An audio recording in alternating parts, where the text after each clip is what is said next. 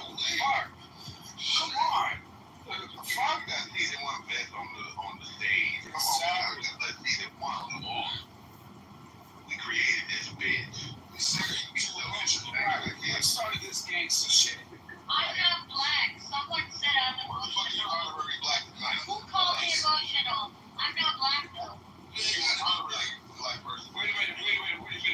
You're putting up a fight by a black man calling you emotional. You're definitely a black woman. Okay, you're definitely a black woman. Sarah, I'm giving you your honorary bonnet. Sarah, you're an honorary bonnet bandit for the night. Yeah, I just think you a child support check. We giving you your Nissan Altima keys just for the night. Let's go. You all right? Don't scratch and put rims on the curb. Relax, Sarah. It's gonna be good. You got this.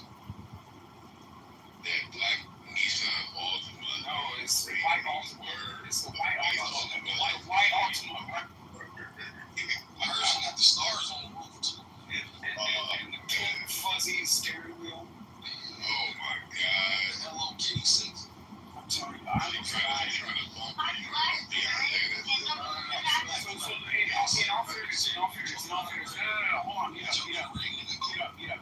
In all fairness, though, I will tell you, it actually occurred to me the other day. It has been 13 years since I almost lost my life messing with some crazy white girl that liked to street race. They drove a fucking Altima, and we crashed right into the back of a freaking G-Wagon going almost 60 miles an hour. Were you What's that? Were y'all drinking? No. She had her freaking, like, we were going shopping. Like, it was crazy. Like, she picked me up from my parents' house, and I was like, okay, I'm going on vacation tomorrow. Like, I'm not trying to die. So, let's not go too far away from the house. And then, before we know it, like, we're on the 5 freeway going up to LA. Dude, we crashed right right in front of, like, do you know where, like, the Citadel is? Yeah, like, it's like that weird area, like, near Congress. Right. So, right there on the 5 freeway by Citadel. Like, it was crazy. Like, I was texting my dad, and, you know, I was giving him my travel plans, and I looked up, and I was like, yo, like, traffic is stopped. Like, what the fuck are you doing? So then she slammed on her brakes, but she couldn't stop fast enough. It was really bad. Like, really, really, really bad. But, I still went on my vacation. Not too bad in these Ultimates. Yo, I woke up. I'm not even kidding. Like, that shit, like, I fucking woke up, and I was like, what the fuck just happened? Like, there was smoke all over that damn car. Her dog was barking. You know, like, the freaking stereo was going in and out. Yeah, no, she had a dog on her lap. Yeah, no, it was crazy. So what you think when she was your dog in the car? Like, where's y'all about to take that dog? You know what's crazy? So she died a couple of years ago. And, she's cool. She's cool. But that dog actually lives with me now. So that's not cool. Yeah, man. That's what dog. We went to, you know, we went you know, what's the dog to take care of his kids? Bruiser. Little ass chihuahua named Bruiser. Bruiser, little name Bruiser. They call him his last name. Not a pit bull, but a chihuahua named Bruiser. Right. I ain't got it. Only the white American man can get a story like this. No, it's wild, but it's fascinating personality. Oh, and it was crazy. She had no fucking car insurance. So, like, the lady, yeah, right, which is crazy. So, the lady that she had in the Mercedes in front of us, she ended up, like, basically, it was like a 5-car pileup, right? Oh, was your friend a Mexican? No, she was white, but she was white. No, she was white. She was white, Italian, like, she was Italian blonde chick. Like, when I tell you, like, blonde bombshell, like, she was, like, Italian blonde chick, like, just very hard. Like, you know what I mean? Like, she was a little bit street. Like, she used to street race with us, and that's how, you know, like, that's how we actually really got close, because we went to elementary school together, and, like, our parents grew up, you know, like, I grew up in the same neighborhood. I'm not getting into my personal business on the stage. So, I'm not getting into my personal business on the stage. I'm not getting into my personal business. I get into my personal business. So we ended up just going out that day, and like I said, I was going on vacation the next day, and we were sitting there having a conversation.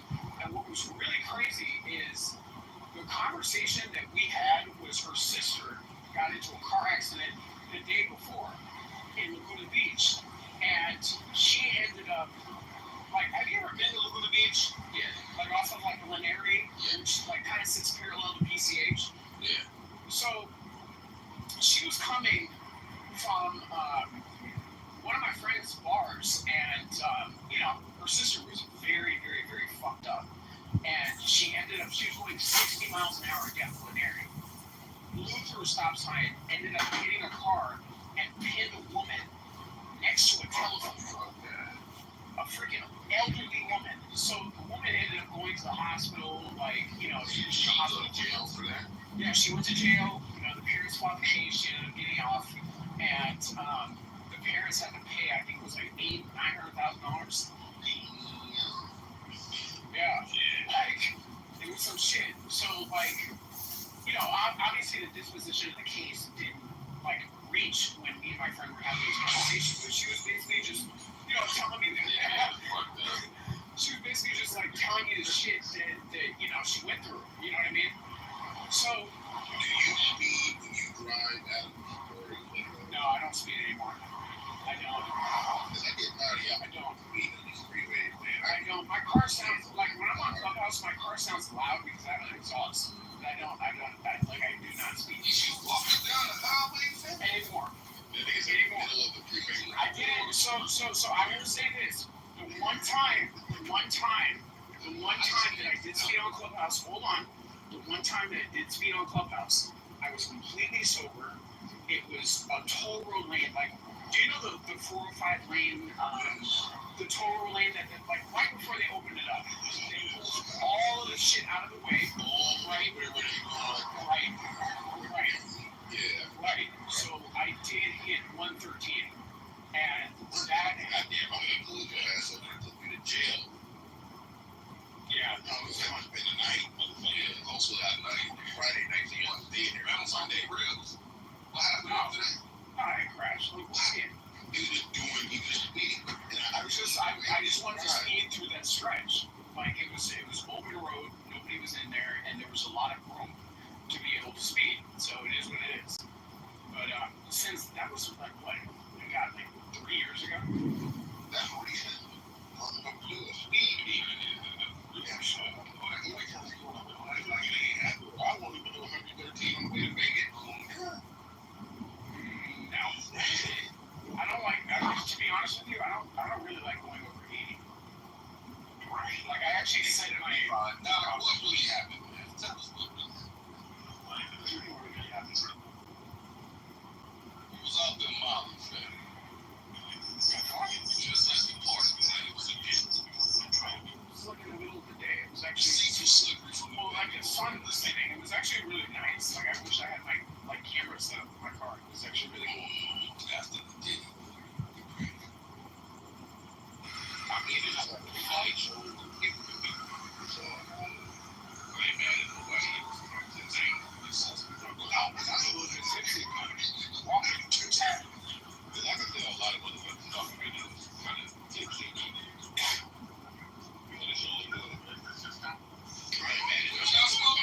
What is wrong with you guys? I feel like I'm going to shut up. Oh, Sarah, what you smoking on? Sarah, what you smoking on, Sarah? You've been on tea and all day. Yeah, she's just angry. Yeah, Sarah, what you smoking on? Sarah's angry, bad, black. I'm not black. I don't smoke. We know you ain't black, Sarah. You got a little cut in a fade. You holding up like Stacey Abrams. Hey, Sarah, this is what you do. Go ahead and put that little black skirt on that you got in the crib. You know what I'm saying? It's in the closet right now. So next Saturday, Don't say that. Don't say that. Don't say that. Don't say that. No. I'm not back there. Bro, she don't get down like that. So I'm saying this is a she's not trying to if you sexualize her, she's gonna demonize you. She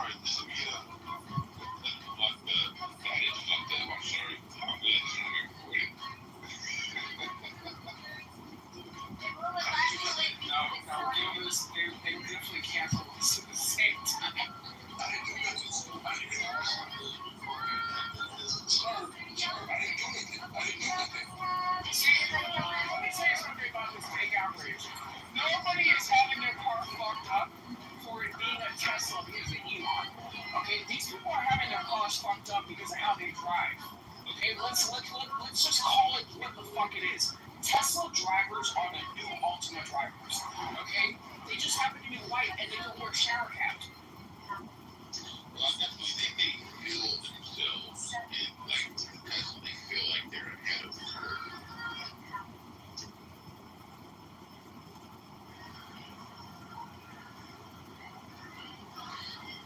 Can you get pulled over in a Tesla? Yes, you can pull over in a Tesla as long as you're black. If you're black, you will get pulled over. What are you talking about? Who gets pulled over? Like, listen, maybe y'all people need to get like my body work person. Okay? Yes. Can I ask a question for the black? Who the fuck is just pulling you over because you're black? Can I ask a question for the black people in the room? Yeah, go ahead. You think the cops are just driving around? Oh, shit, let's take it. I have a question. Shut up. Can I ask a question from black Yes, people? Sarah. Okay, I have a very, very real question though. Okay, and you guys are gonna get mad at me, but I'm actually not trolling. This is a real question for me. It's a troll. Black people are no, it's not trolling. If black people are so scared and they believe that the cops pull them over right and left, why do all black people drive cars tinted windows, knowing that it's a crime and they're gonna get pulled over? Okay, so the better question, Sarah, is if you have tinted windows, okay, which I do, I have 5% tint all around my beamer. Okay, if you have tinted windows, how the fuck are they gonna know you're black? Exactly, and that's why we have the tinted windows. And then you guys get pulled over and you guys try that. But then they know that the only people who get a beaver are black people. No, that's not true. He's not black. That's not true, Gildas. That's not I true. remember I'm actually Oh, the Kardashians,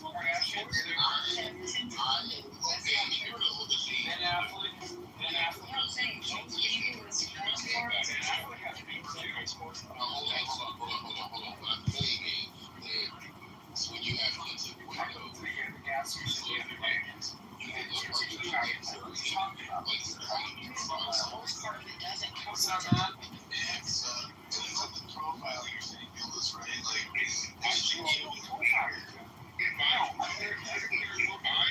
marijuana smoke, okay, and the expired registration. Okay, that's what's getting people pulled over. I drove around with an expired registration for a year because they couldn't mail it to my right address because I had just moved. And I was driving back and forth to work every day. And I don't have any pets. And I had CHP officers right next to me, right behind me. Like, they're close enough to scan your plate. And they never pulled me over because by the time they pull up alongside me, they're like, oh yeah, white man, whatever. But if you had tinted windows in just about any car, not just a Beamer, if you got front windows tinted dark as fuck, I can't see you during noon or at sunset. Like I can't even see like your profile of your motherfucker, and you're doing 80 miles or 90 miles an hour. I'm pulling. Yeah, and that's why I don't do 90 miles an hour. Like I said, I had one, fun time on the expressway. Like, I mean, for me personally, like, listen, the reason why I get my windows tinted dark is not because of the police. It's because of all these fucking harassing Mexicans with guns. Okay, the 800 freaking cars, what is it? Right, the 800, what was it? The road rage incidents that happened in 2023 and all the gun. You see what I'm saying? If I don't make eye contact with you, there's no altercation that's going to ensue. I will say this, and sort of, Adam is not necessarily arguing this point, but I read the California DMV study in 2023. They produce studies every year, and they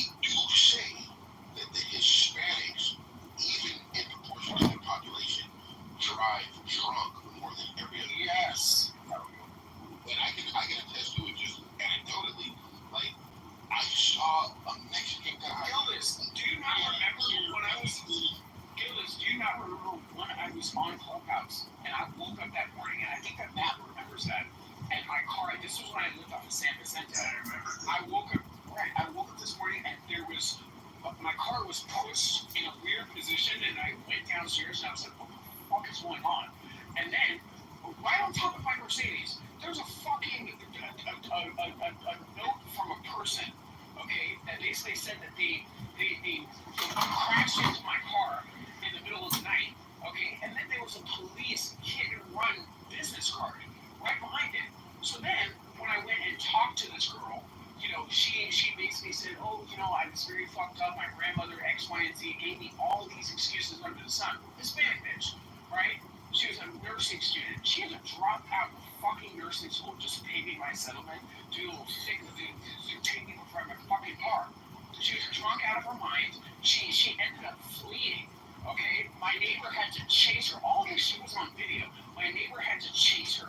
Okay, my security camera caught all of this footage. It was crazy. It rides with what I'm talking about. Like, I don't know what it is, Hispanic culture, but they drive with a Modelo and a couple With no fucking insurance. And that's what I'm saying.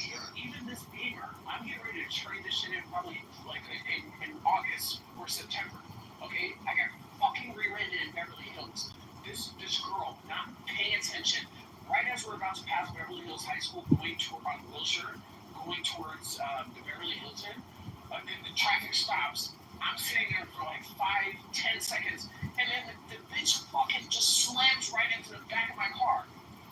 Yeah, no insurance. And this is why I advocate. You guys remember when I made the argument about how OnlyFans is good for prostitution? Like it's a good way to do it.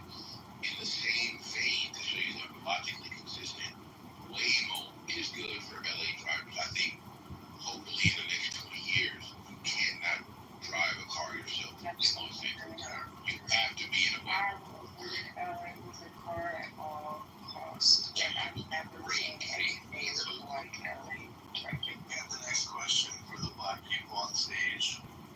What's the next question? Yeah, so why do you shoot your gas sideways? Because it's legal. US and they run, take your stuff out. What is this game that you're talking about? But strictly let me find out. Yeah, she said if you miss, you can still hit the motherfucker. That's bullshit, man.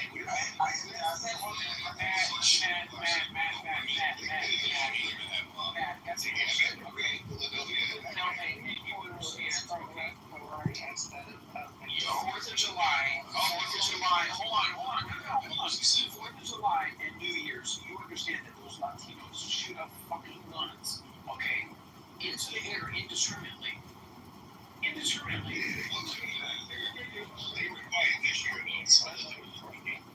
They were quiet this year because they knew. And they had the billboards up Shit, there. because ICE was looking where the bullet was coming from. They had the billboards up here, but like you can hear it. It's $500 reward for you. And I was like, dude, I'm waiting for somebody to do anything stupid. A firework. So, yeah, let's talk about that for a second. Can you talk about that for a second? How are all these ICE agents pulling up, okay, to people's workplace, okay? And mind you, you're talking about undocumented workers, and the ICE agents have first, middle, and last name. Let's call the quiet part out loud. The reason why they're getting pulled up on Hey, yo, Doc, get out of there before you get ran over, man. they baby mamas, okay, and their neighbors and shit are the ones calling them in. Well, look, at the end of the day, Let's be real though, Gildas. Like, they're not sitting there in FBI surveillance vans, okay, looking for these people, like they're getting called in. let me say this. Let me do it for 1 second. I'll be quiet again. But this immigration shit, man. All right, y'all want to enforce deportation, whatever. We can debate about that in Congress and shit. But pulling up on me with a mask, unmarked, that's some fucking Nazi shit, bro. You gotta show your face. You gotta. Well, look at what they did to us during You COVID. gotta have a warrant. They were showing up to small business owners' businesses and their storefronts with masks on, telling them exactly to shut down and what the fuck to do. So how is this any different? What I'm saying How is, is this any different?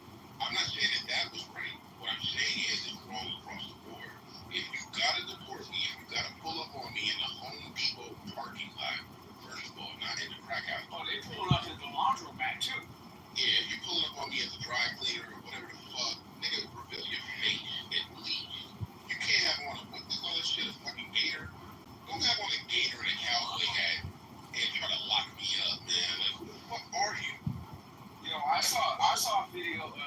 somebody was sitting down on the toilet at the top of Logo, and they came up through the toilet, it was on the ice, they crawled up through the toilet, and they just grabbed it right there. And Donald Trump and his big beautiful bill has expanded their budget. They have a bigger budget now, FBI and all that shit. What is the thing? When they finally get rid of deporting all the people they want to deport, who do you think they come afford next? Also, niggas scared now. So niggas scared. Yeah, I'm shaking in my toes. I'm shaking in my hands a little bit. How, sweat? Can you tell me what's gonna make me stop shaking? Hey, fool, you think it, fam? I thought we were always. I thought that we always were afraid of the police because with like the shit they did to George Floyd. I thought we knew that better than anybody. So why would They found crack in George Floyd's system. Okay, It's a drug overdose. What are you talking about? No. It was a drug overdose. Fentanyl. Hold on, George Floyd happened like, he's in one train. Yeah, but you're not mad that they were fucking. Thank you. Come on, Gillis. Like, we can't even go into Walgreens. Walgreens doesn't even exist anymore. Like, what the fuck are we doing? Okay, but what I'm saying is, I know that that's wrong. I agree with you. But you don't have Not in California. to do that. Yeah, that's true. And like you're voting for it, because it happened to us, I want it to happen to him. What you should be doing is, it was wrong when it happened to me, and now I want to get rid of it across the board. But you're like, since I had to go through it, go ahead and let the Mexicans go through it too. That's fucked up. Gillis, let me tell you something. Anyway. Okay, let me tell you something. When that whole George Floyd shit happened, what did I do? I collected my jewelry, my fucking valuables, my important papers, and what did I do? I got onto a plane and I went to Florida, right? Where I was safe. Okay, I went to my house in Florida. I sat there by my indoor pool, okay, and I sat there and I was watching this shit on my iPad, okay? So at the end of the day, you're not going to have me have sympathies for these criminal these criminal fucking monkeys. Not monkeys because no, I'm not doing that. I'm not doing Gillis. I'm not doing that. I'm not calling them monkeys because they're black. No, I'm calling them monkeys because they were acting like a bunch of fucking monkeys. They were throwing bananas all over the goddamn place. And they were stealing those. Think about this. Think about this. Somebody sustained depression. Somebody sustained depression. And the solution is, I need a new color television. I'm going to raid Walmart. Like, what the fuck are we talking about? Like, what are you talking about? Somebody lost their life. Okay, a freaking child no longer has a father. George Floyd was a father. And the solution for all these social justice warriors is, I'm going to get it back in blood. I'm going to get it back in a Toshiba television. Right? I'm gonna get it back in a Toshiba television. Like, what the fuck are we doing? How many times do we try it nice? How many times do we march peacefully with no problems? March peacefully, there were no peaceful protests. What are you talking about? Getting shot. They were raping and pillaging. They're in church. Let's talk about all the women who were sexually assaulted during the summer of love. Let's talk about all the women who were assaulted. What happened about Sandra Bland? Or all the rest of the people. Sandra, what are you talking about? Are you talking about that woman that threw the pot in the ground? Hold on. Are you talking about the woman that threw that pot in the ground? No. Matt, you know what? I'm going upstairs. I'm going to check my blood pressure because if y'all going to talk about that woman throwing that pot, I'm going to have a stroke. Okay? She threw the pot. Thank you. She threw that pot. What the fuck are y'all talking about? She threw the pot. Okay, but I'm telling you that woman that did throw the pot, she threw the pot. She threw that pot. She threw the pot, Gillis. She threw the pot. She threw the pot.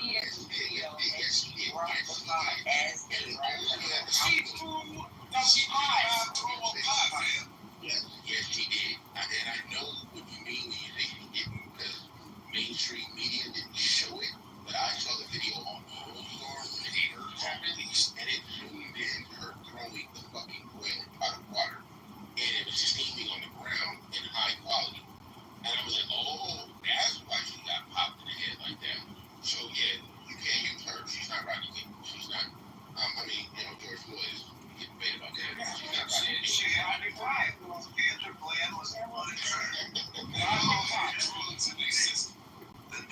George. Guys, Matt is trying to talk.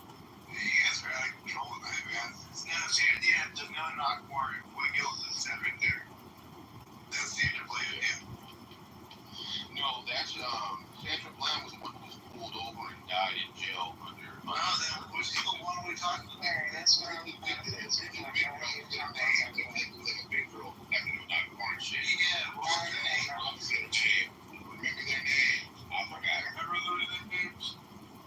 What was her And name? how can we forget y'all saying them? I mean, I forgot her name. At the autopsy, she had drugs in her system. What's her name? I don't forget her name. It's like Brittany McDaniel.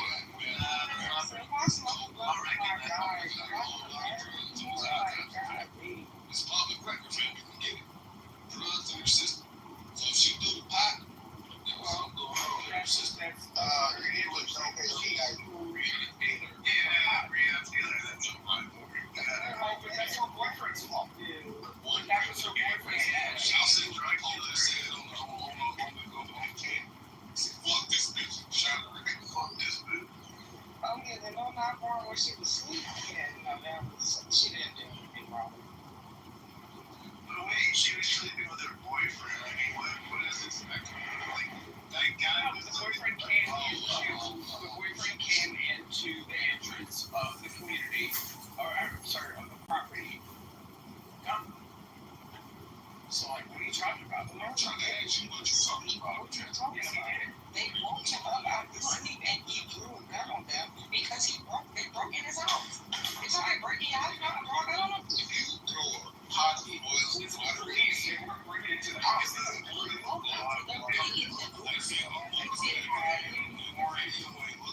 They didn't say anything. They're supposed to announce themselves before they got into the house. yeah, like right now, I can get body cam. You like, I mean, that's why that case didn't go anywhere. as soon as she said something about Jesus, like she was acting like she wasn't gonna throw a pot, but she was putting her hand on it. And it's like, bitch, get your hand off that pot. No, Jesus, here to save me. And then she paused the thing after. were you a former cop? No, I'm a black man who grew up in the ghetto and know how to do that. I'm looking at this video. That video that I'm I don't see her cocking back. I don't see her cocking back. Thank you. I don't see her cocking back. I don't see her cocking back. She dropped the car as they were dropping her. And then she said something about Jesus. After he threw the pot. She said something about Jesus. What's her name? Why you need to got this? What's her name? If anybody find her name, because I'll find the video. I'll go on that Into it tonight. What's her name? Into it.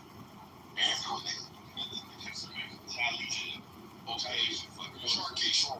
Stop this sharkation.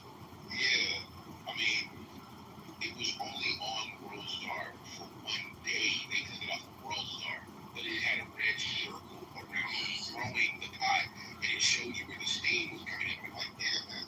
You said I thought it was Keisha, Hennessy, housing. In the house and she had the car. She took the car off the floor to the house. We'll start talking about what Africans, by the way. Yeah. And she threw the pot. I didn't She shoot threw the pot. She did. She threw the pot. She threw the pot. She threw the pot, dog. Yep. She definitely That's threw the gonna have pot. to be a motherfucking thing in the plastic thing. She threw the pot. Thank you. She threw the pot. She definitely threw the pot. She threw the pot, stop. Oh, God. She threw the pot. Knocked her from the side of the goddamn freeway to the freezer. Yeah, but he didn't throw the pot. She ain't throw that goddamn pot though. I didn't throw the pot. Right. I got my right. I got my corn on the cob, my andouille sausage, Her name and is Sonia Massey. excuse me, my clams and my shrimps. I love that pot. Right. Watch Sarah come over like, it's not shrimps, it's shrimps. Scripts. The fuck? Shrimps. Thank you.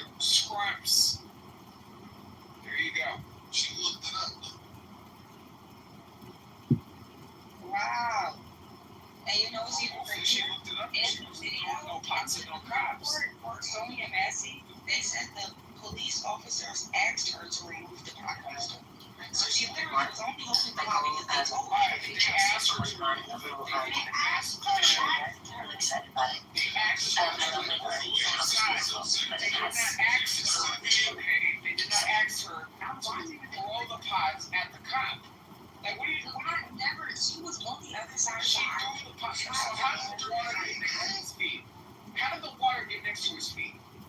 How do you see smoke? You saw smoke in the video. Like, there was literally smoke on the ground. Like, she... What are you talking about? Like, she literally threw the pot. No, she did. Yes, she did. She threw the pot. Sorry, you watched she threw the pot. Does anybody else watch it? Was there a cockpit from a hot pot? We didn't see it. I slowed the video down and I took a still image of the pot over her head, throwing the pot at the cop. So, like I said, she threw the pot. She threw the pot on my eyes. Got in the house, she dropped it. What are y'all talking about? She literally threw that pot. I see that. Why am I being muted? What the fuck is going on?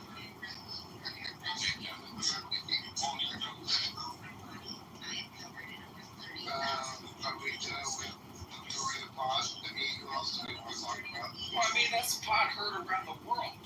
So, I mean, you know, there's some that are going to come up in here and say that she didn't, throw the pot, and then there's, rational, reasonable people like myself and, Matt on stage that recognize that she threw the pot. Like, it's Matt, my point of contention is mainly the insult of our intelligence, right? I got this Because it's like, if we were to say monkey see, monkey do, we would be considered racist. But when we say that we saw a black woman throwing a pot at two white cops, all of a sudden we're crazy. We didn't see that. Like, it's a gaslighting. No, you're not gaslighting. I know I'm not gaslighting because I saw, and all of America saw that pot being thrown. You saw it. That pot was thrown. She threw the pot. She threw the pot. Like, what are y'all talking about? She threw that on the fucking pot. She threw that on the fucking pot. I did watch the video. What the fuck are you talking about? So now you saying I can't fucking see? So now you saying I can't fucking see? You got two fucking eyes. Okay, right. Ain't no Stevie Wonder up in this bitch. So like I said, I saw her throw that fucking pot. Y'all the ones sitting up in here like some scary motherfuckers sitting up in here saying that she didn't throw the pot. She threw that fucking pot. The fuck are y'all talking about? On the real, just to, yeah, like, police will Rodney King, motherfucker. I'm not trying to, like, diminish, like, how the police treat black men, black women, whatever they do. That shit is a real phenomenon in this country. It does get rags against kids. But that does not mean that sometimes black motherfuckers are wrong. And the police shoot them and kill them because they're being wrong. And I think in one instance, Massey, she did throw that pot. I really didn't see it. She raised the pot over her face and really her. Explain this on that video we showed throughout the media, and that's now the official footage. But I swear to you guys, the video that was actually on World War, where they showed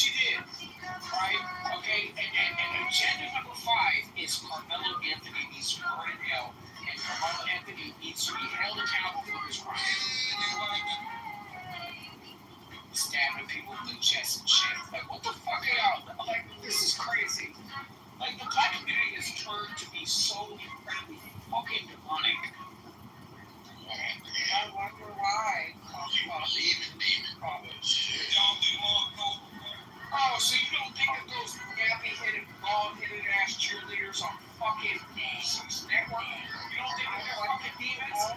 You don't think that they're fucking demons? What the hell is going on? What the hell is going on? Some African Caribbean bitch. The same way, blame the Jews. See, y'all are so fucking weak. Y'all blame the Jews for the fucking sun coming up, right? Y'all don't see that BBL fucking bonnet bandit freaking Afro-Latina demon, okay? That runs Zeus Network. Oh, the Jews are responsible for that? Like, what the fuck are you talking about? I'm talking about Natalie Nunn and her big back ass. What the fuck are you talking about? Yes, Natalie Nunn and her big back ass. Destroying Black America one whole culture piece at a time. What the fuck are you talking about?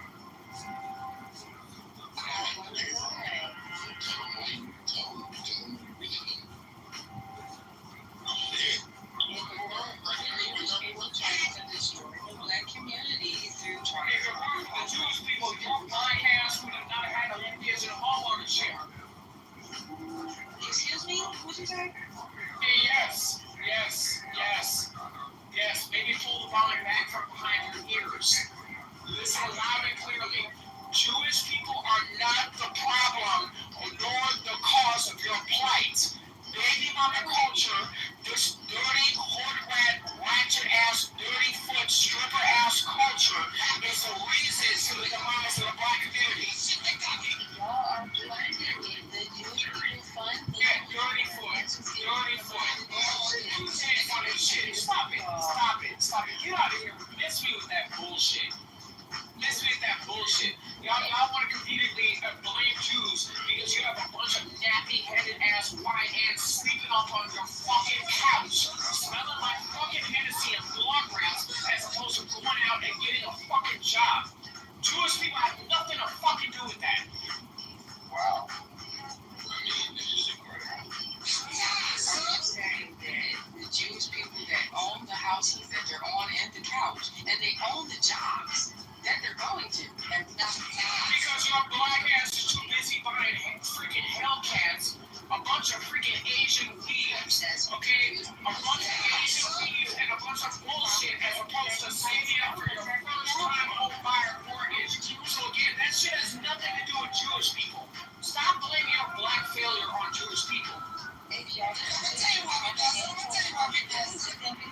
it's just lazy. And this is why black women have gotten fat as hell, lazy, louder, and larger.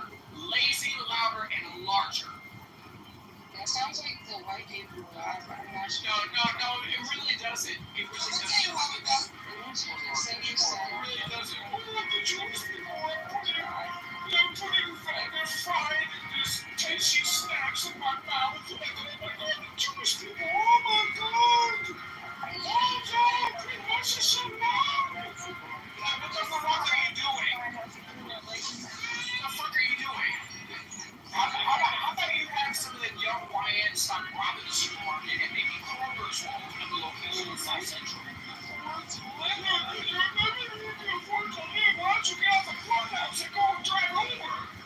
Drive Uber with what car? Maybe it's a truck.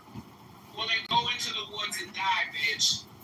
Because again, at the end of the day, if you're not willing to adapt, if you're not willing to work as a person, go into the woods and die, bitch. I don't care. You're not getting any of my tax money. I'm tired of you.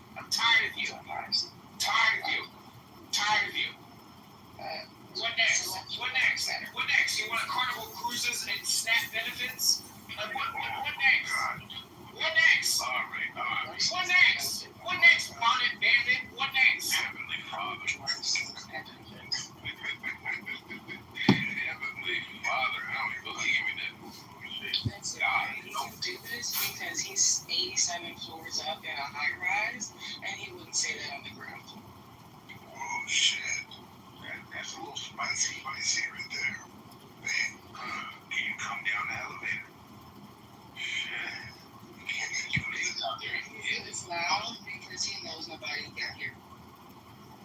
I mean, he might be taking a break. He was on the freeway, so he might be with tow truck. I'm on the toilet. Oh, okay. Well, there's that.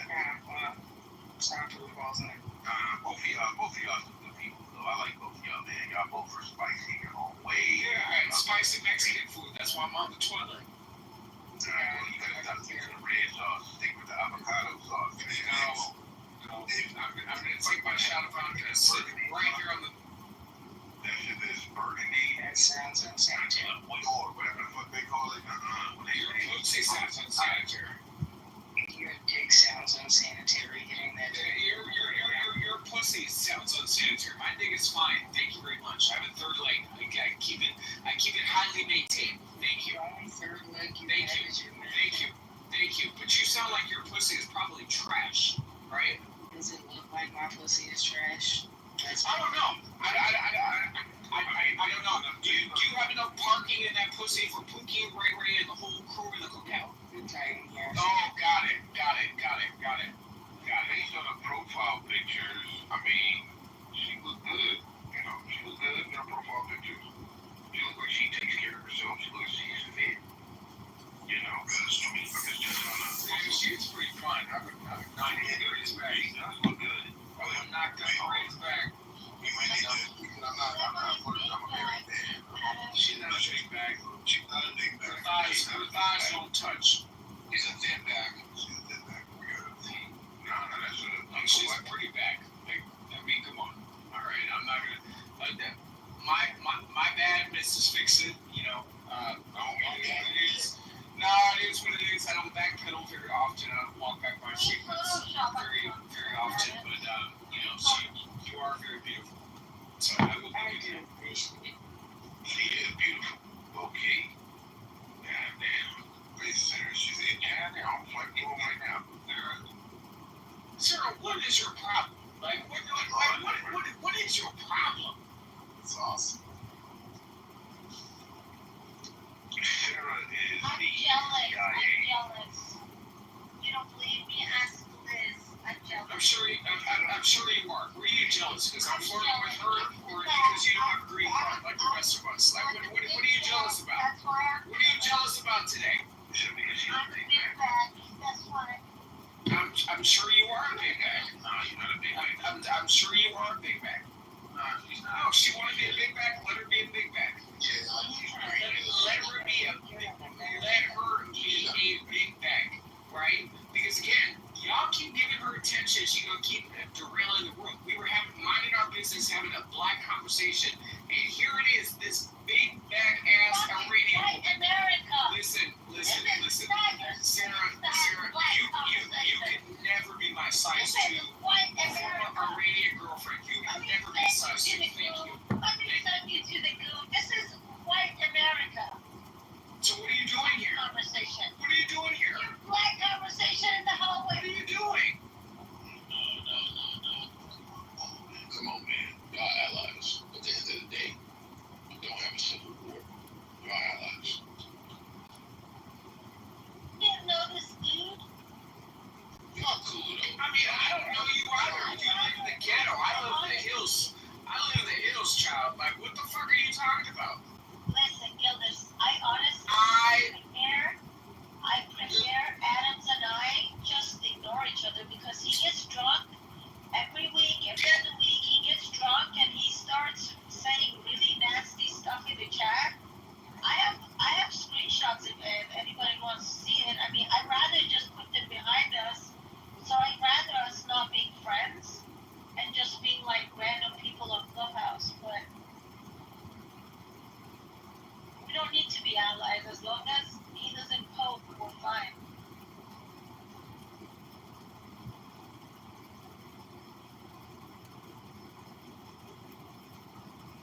Okay, so are we done with the main character syndrome antics? The only one with main characters I'm trying here is you. I mean, have you seen my dick? It should be on my upbeat. I have that. I don't think I would like to. Well, you know, you're law. I'm gonna shut up.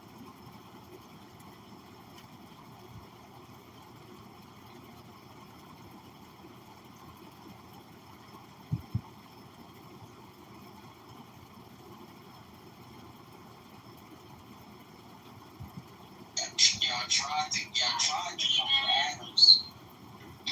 He should have died. I think Adams and they got a little crush on each other. Say it again. They got a little crush on each other, man. I mean, I always date white women. That's a notorious fact. I mean, she's beautiful, but I only date white women. So, I mean, I know. Exactly. Adams, come on, brother. You don't believe me right now. You back in, dog. Yeah, come straight on. I only date white women and Persian white adjacent women. That's an iconic. Persian women don't date you, Adam. They don't care. Yeah, okay. But now I want to say hi to Steven. That is Steven. Adams alone, brother. Leave them alone. Come back over to Africa, bro. No, I would never date an Arab. Are you kidding me? I would never, ever date an Arab. Nigga, what's the Persian considered? They're not Arab. It's a completely different Not race. Arab. What are they? They're not Arab. What are they? Asian. They're Who's talking? I don't. Yeah, that's weird. They're not really Asian. I Asian, but they don't go into Asian. If they say you're Asian, it's not wrong. You all complain about me. You have open racism on stage. Open racism. I'm pretty with the Arabs. Calling Persian Arabs. This is crazy. Oh my gosh, bro. Racism. It's like calling white people black. They're not Arab. You guys call me white all the time. You can still call them I was literally just called white in this room. We would call them Gaslighting. Nigga, what are Persians in the racial category? What are they? Aryan. You see, that's the problem with y'all. Y'all can't even give me a clear answer. You just gave your answer.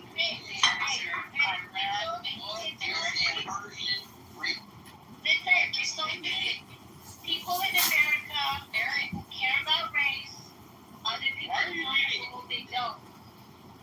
Why do I mute you guys? Why do I mute you? Because you. Why are you muting Abby? Listen closely. I just tried to answer. The word Aryan comes from Iran. So if you ask what race, it's Aryan. What is Aryan? White? Well, according to Adolf Hitler, it's white. According to Hitler, he made it white. But Aryan comes from, look at the history of the term Aryan. It comes from Consider when you're trying to figure out if somebody is white or not is if they consider themselves black. If they don't consider themselves black or Asian or Latino, what's brown to you? What's brown to you? or Latino. Notice how the answer wasn't clarified. All I got was Aryan. I'm sorry, you asked the question. I just gave you the historical answer. Okay, Abby, I can historically say Indians and also Europeans are Aryan too. For your chat GPT, your Grok, I use the encyclopedia. You go search it. The root of the word Aryan comes from Persia, Iran. Look at where the term Aryan comes from. Just take, however you do your research. Do your research. That's where it comes from. I know what the problem Wait. Hold on. Gillis, before you go, I can't even believe that Abby's being interrupted. Okay? Because again, Abby has the most verifiable education on this stage, and the fact that people are interrupting Abby is crazy. Be quiet. Like, this is crazy work. Be quiet, learn, and listen. Open up your monkey fucking ears. Adams. Whoa, Adams. Okay, hold on. I am considered a scholar too. I'm this here. What you are considered a scholar? Scholar? A scholar? Wait. Right. Yes, I have So my a scholar behind. No, I have a track record. But what proven track record? What proven track record? This woman shows up every day and wakes up and reads like what the fuck are you talking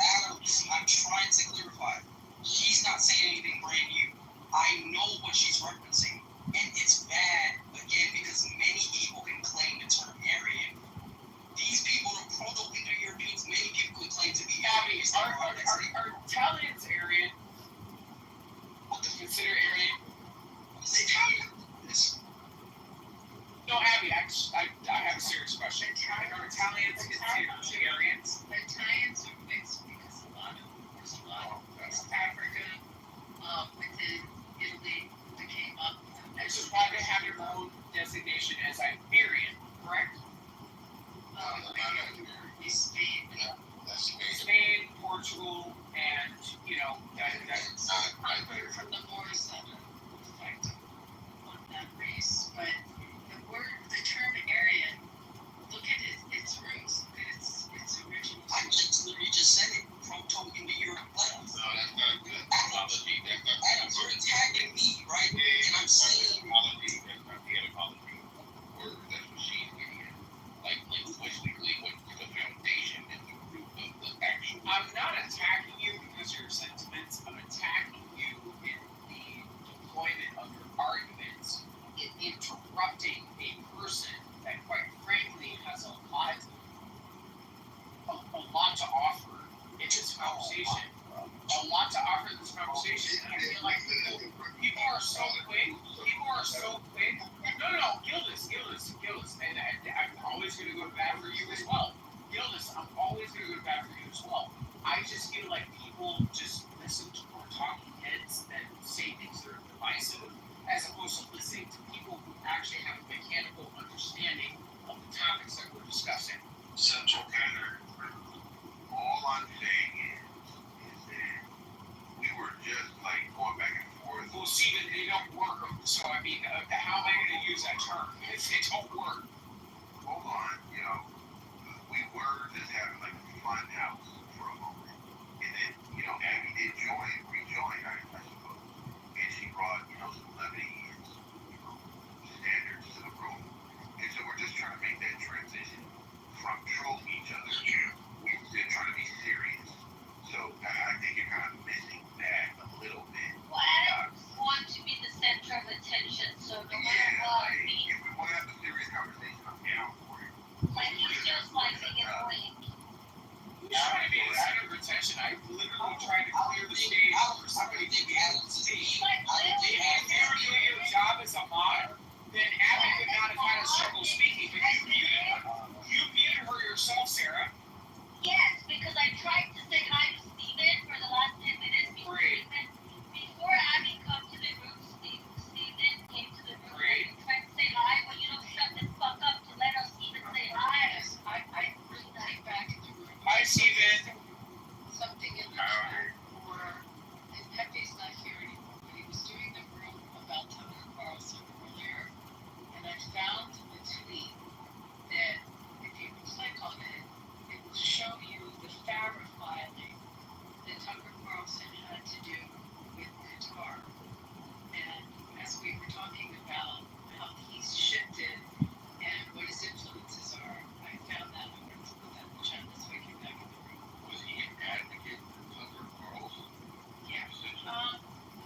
Would you say Pepe was mixed on it? He was playing the videos, the audios, recently. Yeah, well, I believe personally that Tucker Carlson is like a prep school for Rogan. And they're both dummies. They're both willing to feed into conspiracy theories to get their members up. They're both idiotic, but especially Tucker Carlson. There are some conspiracy theories about this. And he knows the way that he handled that platforms. And now he's using it to Well, there's a reason why he got fired, right? Yeah, I'm sure there was. There's always a reason why you get fired if you did something stupid to the company that you work for. He wasn't fired because he was innocent. Because you're not congruent with the masses of the media culture that the masses would consume. He lied about Exactly. cost them what? How much did they pay out that settlement? I think it was almost like several hundred million. It might have been over 100 million, but it was like somewhere around. It was several hundred million. 750. God damn. Yeah, man, go to give her to that. Look at that mod lineup. Just take a moment and really let that, man. Look at that. Quattro. Steven,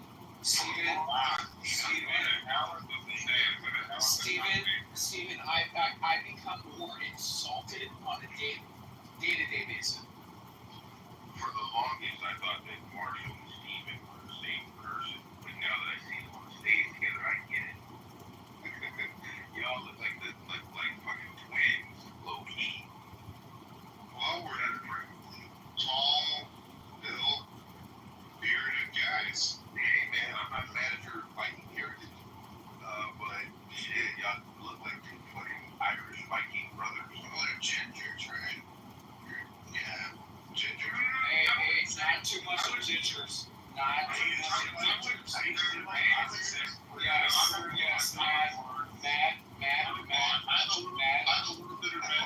Stop it.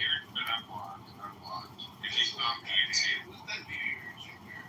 They're a candidate, you know, there's Steven, welcome to the Ginger Club. You know, I dye my hair. It is what it is. Wow. You know. Whoa, wow. Wow. Whoa. Wow. He knows the kills is wow. You dye your hair background? Why? What do you mean?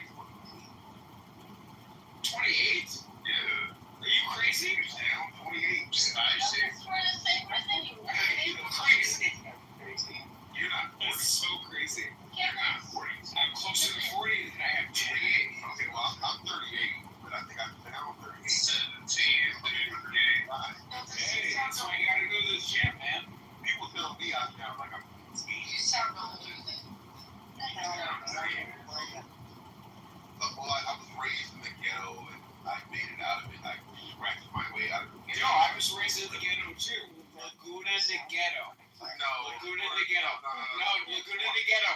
No, Laguna de Ghetto is Laguna de Ghetto. I'm telling you. Yo. Gildas, I literally never would have expected, dude. You are such a smart, calm, collected guy. I never would have guessed. Gildas, Michelle Pfeiffer from Dangerous Minds went to my sister's school. Like I'm telling you, it's Laguna de Ghetto. Nah, not Laguna. Like, Yes. It might be a little, No, it's ghetto. Like, what are you talking about? There might be some residual trailer park culture there, What are you talking? but Like my friend that was on The Real Housewives of Orange County that I grew up with got shot in Costa Mesa. I mean, Orange County is ghetto. Straight up. It's ghetto. Nah, but okay, if that. I mean, I'm facetious. I'm spending a lot of money to go to that ghetto. If that's ghetto, then what is Crenshaw and 63rd? Hell. Northern Tijuana. Northern Tijuana. I mean, what do you want me to call it? Like, it's crazy. Like Abby, do you not remember Oceanwide Plaza? Like, across the street from the Staples Center? I don't know that. I do know Ocean, you're talking about the spot and that has the definitely not ghetto. Yeah, no, Laguna is definitely not ghetto. Beautiful. Unless you go into, like, San Juan Capital. You sound exactly like Neil deGrasse Tyson. Unless you go to, like, San Juan Capistrano, you know, towards, like, the Mission. It's a little bit ghetto, but it's not ghetto. no, it's definitely, there's Serranos there. You cannot tell a Are you crazy? You cannot tell a person who grew up off Crenshaw that anywhere in Orange County is ghetto. So you don't think that in San Juan Capistrano, like what's going on? You might have an argument. You don't think that that's ghetto? Certain parts of Anaheim. You don't think that's Stanton, Anaheim, East Anaheim? I'm not talking about West Anaheim. I'm talking about like East Anaheim, not Anaheim Hills. No, that's not ghetto. Anaheim Hills is completely different. That's not So again, ghetto. if you want to talk about Fullerton, for example, you don't think that that's ghetto? Not like Brownsville is ghetto. Got it. Westminster. You don't think Not that's like, ghetto? not like Garden Grove. You don't think that that's ghetto? Not like the Garden. Not like. Garden Grove is definitely ghetto. Like, what are you talking about? I mean, What are you talking about? I went to Christ Cathedral Academy, and across the street there was a nightclub at the Block of Orange, which is now a Block of Orange. They had a whole entire shootout, which is why that's now the Block of Orange. You probably have people who moved from the ghetto out there, and they're making it ghetto, and I can understand What? that. But it's not one of the fucking. You don't think that there are ghettos in Orange County? No, there aren't. That's Santa Ana? No, you guys clean up the. Got it. Got it. Bristol and Maine, you don't think that that's ghetto? No. Got it. That's crazy. It may be going through a moment. That's so crazy. It may be going through a moment of economic, So let me ask you a question. You don't think that? Got it. So you don't think that San Clemente is ghetto? Hell no. No, it's not. That's not ghetto. That's not It's ghetto. not ghetto. You got Crazy. Well, see, that doesn't have anything That's ghetto. crazy. So crazy. Orange County does not have anything ghetto. There's Yes, fucking the Santa fuck Ana. they do. They Are have your parents fucking mute when someone's talking?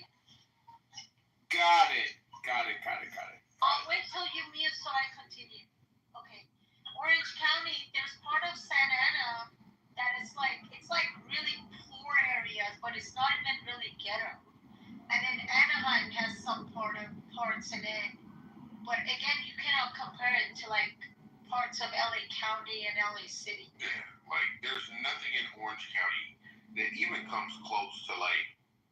I mean, the worst ghetto that you may have in Orange County is akin to like Gardena. La Habra is not ghetto.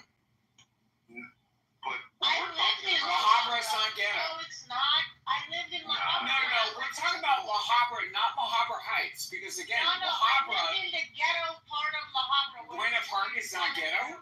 It's not comparable. Buena Park. Gilda Buena said Park it's is not very ghetto. nice. Sarah, Your Sarah, comparison is very good. The listen, first part of it is listen. like, I'm not gonna argue with you. But you are. It is what it is. So again, But you're I don't arguing think that with you know what you're everybody. talking about. You're literally arguing with everyone right now. Now, I'm not trying to deny. No, I'm arguing with a person who's arguing with me as an actual Orange County native, right? I lived in La Habra. Have you lived there? Yeah, you lived in La Habra. You lived in La Habra. I would walk at You lived in La Habra. 11 So p.m. what? You can't walk. So what? You lived in the ghetto in Orange County. You're gonna tell us how collectively we lived in Orange County? Who is your congressman? Can you tell me that, Sarah? Who is your I'm gonna fucking mute you, Adams, and if you don't. Yeah, exactly. Because you don't know what the fuck you're talking about. If you don't mute up when other people talk, I'm gonna actually mute you because you do it to every single person. You don't let anybody talk. You're kind of getting annoying, you know. You're getting on people's nerves. Who is doing that dope ass little ad lib? Right. So can we do a poll? Am I getting on people's nerves in the chat? Can we do a poll? Why would you do a poll when people Well, you're are talking? speaking for everybody on the stage, and you're not letting anybody else speak. And you're also not from here. It's crazy, right? Adams, when people are talking, you open your mic because you're drunk already. When you do this, you're not mindful. And when Got it. Sarah has a breathalyzer behind her mod badge. Try me one more time, Adams. When people are talking, you do that. I'm gonna. I really like Young Kim, who's a member of Congress from Orange County. Abby, I've had a question that I wanted to ask you for a long time. Wow. Maybe about 2 weeks. What do you think about Mom Donnie in New York City? Are you from New York City or do you live there? I'm Sound from like East Coast accent. I do. Action figure? Can you just let Abby respond? Can you please just let Abby respond, please? Go about 90 miles south, and you hit a city where we pronounce water like water. I can't figure out. It's not And I'm water. from Philly. But Okay, you're Philly, okay. I'm Philly. But Donnie, Yeah, Miss Fixit is from Philly as well. But are you from Philly, Miss Vixen? I am. I'm from West Philly. You're from West Philly? Ah, that's so cool. We're gonna have like a clubhouse night or something. all right, Miss Fixit, all right. It's your Wait, fine. can we just have a moment? Can I have a moment with Miss Vixen for a second? Oh God, Can we just go birds together? Yes, go birds! Go birds? Thank you. Oh, okay, all right. We have to do that. Okay, I understand. But what are your thoughts about Mom Donnie? She sounds like a rational person. He's that's how have good shit. I think it's going to be very interesting if he does win. I think he's going to be great for the Republican Party if he does end up. I think it's going to be a wake-up call for a lot of people. I mean, like, would you vote for him? Never. Oh, If I was in New York, You really were wondering about that? I haven't heard like Abby speak at length. I'm always in a room with her and I hear it, but that's why I said I wanted to ask her a question. I'll tell you something, Gildas, about him. I take the train from Philly often to New York because I like to shop there and I also like to go to the theater. There's no fucking way I would take a late train out of New York if that guy was elected. As he defunds the police, I wouldn't walk around with shopping bags in New York, and I surely wouldn't be there at night. The idea of less police presence in New York and what he intends to do there, I think my days of shopping at Bergdorf's are going to end up online. My shoe collection is going to suffer, but there's just no way. It's very frightening. What is he choosing to do with the money? That's what. Hold on. He's called for defunding the police. I'd be really scared. Like he started his whole his whole position on this, talking about domestic violence, that in situations of domestic violence, police shouldn't be called in, a social worker should. Could you imagine you're a woman and you just got beat by your man and you get a fucking social worker? Sorry. To try and do the situation, calm down. If Vig showed up, he would get smacked too. No, I'm saying, what is he, not what he's defunding. I'm asking, what does he choose to do with the funding? I don't know. I did that. He wants to plow it into more funding for the Eagles. You're proud that that's your part. Wait, he's not choosing to fund funding education. He wants to put it into. He wants to take the money and put it into other services that would serve the social needs as opposed to the police. So in a situation, as I just gave you with the domestic violence, he would prefer to hire more social workers and have them rectify the situation as opposed to having police. No, that sounds stupid. And that's the thing. Now, you see, if he was saying something like, we're going to put more funding into poor schools and fund education, I'd be with him. But this whole bring social workers into the mix, no, that's not going to make anything better. Social workers, They do that. yeah, social workers, most of them are not even that good, even in their professional field. So, I don't know, this just sounds like he's pandering. There's a lot wrong with you. I'm curious, can I ask Miss Vixen a question?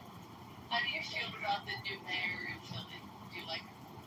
Oh my god, I hate that bitch. No offense to that bitch. Oh. Oh my god. What are we doing? I have never let you are literally just making my own like, man, first of all, ELCSES. We could have not had trash on the street for the past 3 weeks of our lives if she would have just gave the people her money and took it out of her own pocket, and she just lied with all of their money. So the city's on strike, so we can give reference to two things that you just said. First of all, the mayor couldn't spell the word Eagles, and it became a sort of an embarrassment, especially as the team won the Super Bowl. So, but the other thing is the city's on strike. They're not collecting trash. My daughter, who's there, had her purse stolen, and the cops, she called 4 times 911. She was at a restaurant on the square, and I mean, all the services are down in the city. Look, I've been to Philadelphia as a Californian, maybe all of 2 or 3 times. And I went to Philadelphia in the winter to go visit the Barnes Museum. I'm into art. Isn't that the Barnes just super fabulous place? It's the greatest place in Philadelphia, in my opinion. But nevertheless, on my way there, I wanted to take, what is it called, SEPTA, the subway there. And the steps, it was winter, so the steps were covered in ice. And I'm like, damn, man, I gotta hold the handrail and be very careful walking down. And as I got to the bottom of the stairway, I saw, the SEPTA workers with their vests on, and they were just smoking cigarettes with, a shovel in their hand. And I was like, you guys aren't gonna clear the steps? It's winter, man. What's going on? I was like, nah, we good. Keep going. And I was like, okay, that's how Philadelphia gets down. I don't know if that's a commentary about Philadelphia at large. Yeah, so this that's is my like Gotham experience. City in general. I was like, why the fuck y'all not working? Oh no, that's not a thing here. So the general upkeep of the city, the things that other cities usually do, like maintenance, sanitation, And I was in things Rittenhouse that Square. actually make the city look like something we don't. We don't do that here. And specifically what I was referring to earlier, our mayor, she just decided to give about 30% of the city's budget to her and her executives in her office.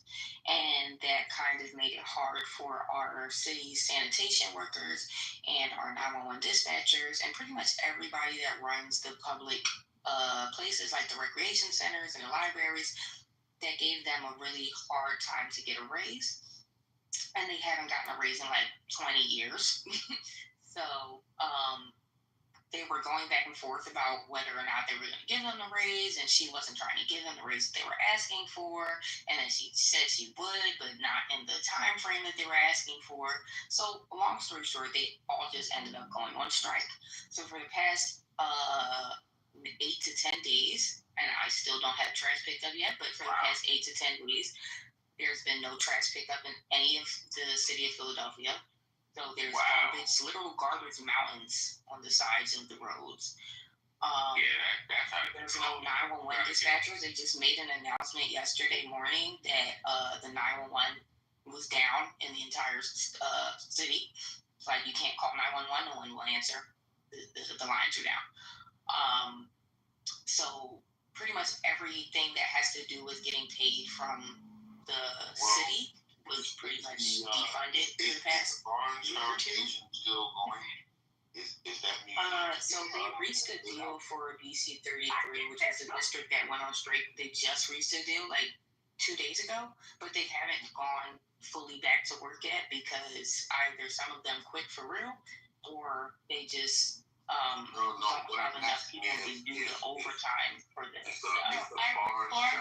Florence is private. So that's right. Probably yeah, do it like that. But I mean, have they chased them out, or is that museum still there? Like, no, it's still there. Did you see The Art of the Steal? Did you watch the movie about it? It came out in like 2012 or 2013. Before that, maybe around then. But I know some of the people that I watched that made me want to go visit the museum for the first time. I'll tell you a crazy story about like how it was owned by black people or something like that. Well, no. So there's so much to the story. No, when I was a kid, I went to a private school that was at the next street where the original Barnes was, and we used to have art class at Barnes. So it was not open as to the public. It was open to only for art students. Yeah, for art students, and but you could have your art class and go there. I try to explain to people what it is, that just the level of the art that's in there. It's just like a pile of modern art. I mean, like you can never get that close to it in a museum in New York. Like it's right there for you. I mean, it's a hotbed. It has everything there. Like it's the largest collection, the largest private collection of Impressionist art in the world. And this guy was a doctor, and he invented the eye drops that you put in a newborn baby. Like someone who's a doctor maybe can explain this better. It's like the silver nitrate or silver drops that you put in an infant's eyes to stop blindness when they're born. There's something, and I didn't really understand it, but he invented it, and he made, I don't know what the equivalent would be, millions from the invention, and he just went around and collected art, and he would collect like up-and-coming artists, and he believed in the Impressionists, like Matisse. I mean, if you think about what's in there. My favorite painting in there is by Deschavant. Puvis Deschavant, however you say his French ass name. And it's like a painting that's the size of maybe a plate. But it's so dope. And like you get to like sit on a bench and just look at it, and if it's not a crowded day, like you can really linger and just wander through the halls. And I heard that that's like how he kind of wanted it to be arranged, like as if you're walking through a house, not just a museum. Yo, man, I mean, it's the most profound place that has paintings in America? Well, so it was a house, and then the house went into, it was a mansion, and it went into disrepair, and there was an estate, and there was money that was left, and they were sinking it like into Cheney this. University, right? Like it's something about it had to do with an HBCU. It did. Well, that kicks into it also. Okay. So I mean, essentially, it was in such disrepair, so that, and it also was pissing off the neighbors because they tried to open it up to raise some money to fix the building, and it brought traffic onto this suburban street. So the neighbors were fighting it, and it was a huge thing in the neighborhood. So they raised this money to move it to its present location. But his will was very strict that the art always had to be hung a certain way. So in order, and that's what that movie, The Art of the Steal, is about. I saw that movie. It's the only movie about all of this. Yeah. I did see it, but it was back in like 2012 when I saw it. So to replicate it, when you go into any of the rooms in that museum, every piece of art is hung exactly how he had it laid out in the original house, and very deliberately. You might have a Renoir near a Matisse, and then like a piece of iron above it. It's very, very specific. Yeah. But incredible. Yeah, I mean, collection. It's the best museum I've ever been to. I've visited Paris. I've visited museums in Paris, and they are good in Paris. I mean, goddamn, it's Paris.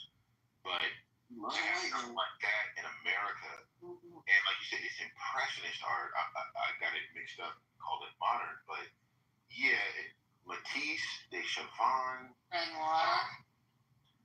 There's Monet. There's one called The Dancers. That's Cezanne. Degas. Okay, Degas is in there too. But The Dancers is like, it's big too. Oh, no, that's the Matisse, the real big Matisse. You're talking about? Yeah, like one person is playing the horn and the people are just holding hands and they're going in a circle. Yeah, it's the Matisse. Like that shit. Yo, man, like when I saw that, like painting, that shit is whack. Fuck a painting. Let me get on Instagram. Yo, you sit in front of that painting and just look at it, and it looks like this is humanity. This is where we came from.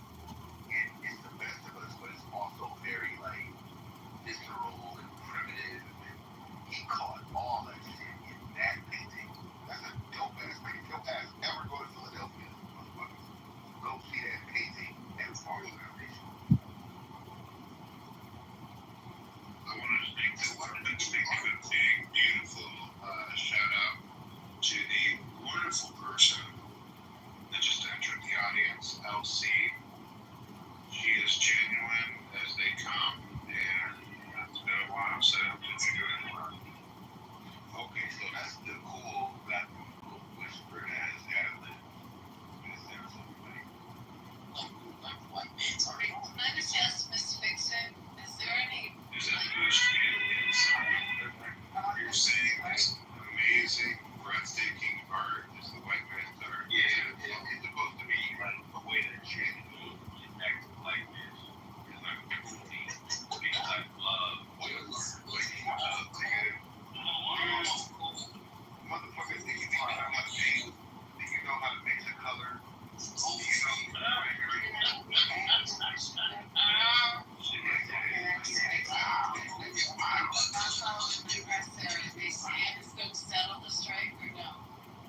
Oh yeah, so a couple days ago they reached a settlement at their deal, but they were not happy with the settlement. They tried to like bully them into settlement basically.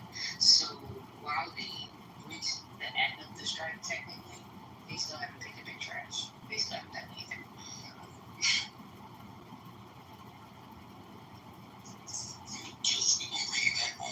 I have a place to on the square. I don't want to come back home to fucking Canada. Is the name, how do you pronounce the name of the river? Is it Schuylkill River? Schuylkill. Schuylkill, not Schuylkill. No, it's a Dutch word. Okay, Schuylkill. Yeah, I've seen that in New York too. So it's Schuylkill. Okay, I always wanted to know that because someone told me it was Schuylkill, and I was like, I don't know if that's right or not. I'm not from Philly, but okay, Schuylkill. It's really this is cool.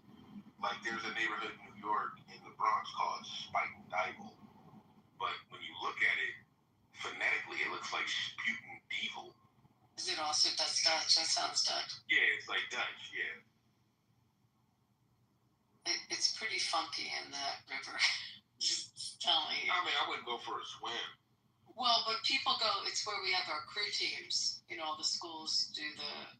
Like University of Pennsylvania has to have a crew team on that river. Penn, Drexel, Villanova. They get the fish sticks out of that river.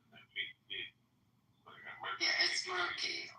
And Philadelphia was doing like crab leg, like the crab boil before it blew up around the whole nation. They were doing crab boils out there. They were giving baby crab boils and what? I don't know where they got the crabs from. Probably Baltimore. Probably Baltimore. Yeah, right. We do love us some crabs. But y'all love crabs in Philadelphia. I found that out. I was like, damn, okay. Not as much as our cheesesteaks. Just have to say. I'll fuck with that, and then y'all put the like creamy nacho cheese on the Philly cheesesteak. No. It's not a real cheese. Well, not that. It's not that. Let's fix it. Do you want to explain to them? Y'all have nuclear. That's not. Nuclear glow and That's like nuclear the whitewash, big white people cheesesteak. That's not how cheesesteaks are. It's supposed to come. Maybe I got the wrong cheesesteak. He said it right. The nuclear stomach bomb cheese, nigga. Yeah, it looked like Everybody wants that nasty cheese whiz. You're gonna be on the bus and your stomach gonna blow up. A Like, cheesesteak is supposed to come with cheese. It's supposed to be either provolone or Cooper sharp cheese. It's supposed to have steak, salt, pepper, ketchup, or fried onions, maybe mayo. And that's it. No mushrooms, none of the other crap. No. Don't put no mushrooms on my Philly. I mean, I love Philadelphia, and then the other thing that was crazy to me about Philadelphia when I was there back in 2012 was like, yeah, Philadelphia has its ghetto parts, especially around, what is it, Dexter, Drexel? Everywhere in Philadelphia. Everywhere in Philadelphia. It is a little hood over there. But no, hold on. Do you like Jim's? Do you like Ishkabibbles? Do you like the rancher? Philadelphia can look, it does not look as bad as Camden, which is right across the bridge. Camden is like East Philadelphia, Like, pretty what much. the fuck is going on? Camden, the only reason why Camden is a part of Philadelphia is because it's on the other side of the river. It's literally just East Philadelphia. Get out of here immediately.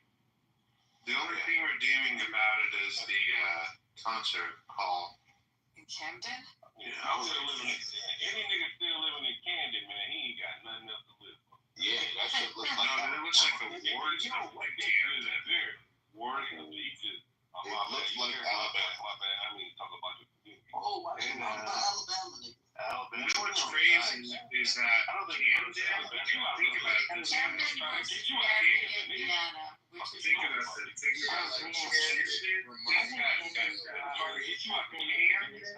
Camden and Moorestown are 25 minutes from each other and could not be more polar opposite. That's how wild the broader metro is. It's so wild. It's like that in Philly too. Like we have blocks where there's driveways and white people and people are walking the dogs or running in the morning time. And then if you go 2 blocks to the left, there's crackheads, there's people laid out on the street, there's fentanyl needles everywhere. Like it's a really you gotta know where you're at type of neighborhood. That's why y'all wear Tim boots. I get it. That's why y'all wear boots. Hold on. I pulled up in Strawberry Mansion. Okay, that's Oh, man. I had a brand new, at the time, it was a brand new 2012 Jeep Safari, like the Jeeps with the 4 doors. I had that, and I was going to go see a little young lady that I knew at the time before I was married, And I parked my car on the street, and, she let me in, and we were talking and hanging out. And then I was like, oh, I have something in the car. Let me go back to the car and bring it back to the home. And when I went out to my car, there were like 5 kids jumping up and down on my car. And I was like, what the fuck is going on? Oh, yeah, they do that all the I was time. telling them to get off. Like, I didn't know what to do. Like, yeah, they were all little black kids, yeah. They were like, that was when like the Jeep was new in American culture. So they were like, oh, somebody got a Jeep over here with California plates. Let's jump up and down on it. And they were doing backflips off of it and sitting on the hood. And I was like, yo, like, do I go over there and like smack them? Or, I'm in your town, like, how do I engage? And, they got away once I walked up to the car. They were respectful enough for that. But I was like, yo, man, y'all acting like some little Bamas in the South. Like, you've never seen a vehicle before. Shot all of this, man. I'm like, damn, like, hold on. North. Have you ever been to Alabama? No, I haven't been to Alabama. How can you even accuse being like Alabama if you ain't never been to Alabama? I haven't been. Why is there all this prejudice about Alabama? We're not in the 1960s. I'm not against Alabama. Beautiful. So, I'm not against Alabama in particular, but it just seems like something that's like from the deep South. Literally the most prejudiced thing I've ever heard you say, Gilbert. Okay, motherfucker, you haven't heard me long enough. Alabama is probably the most prejudiced state you could go. I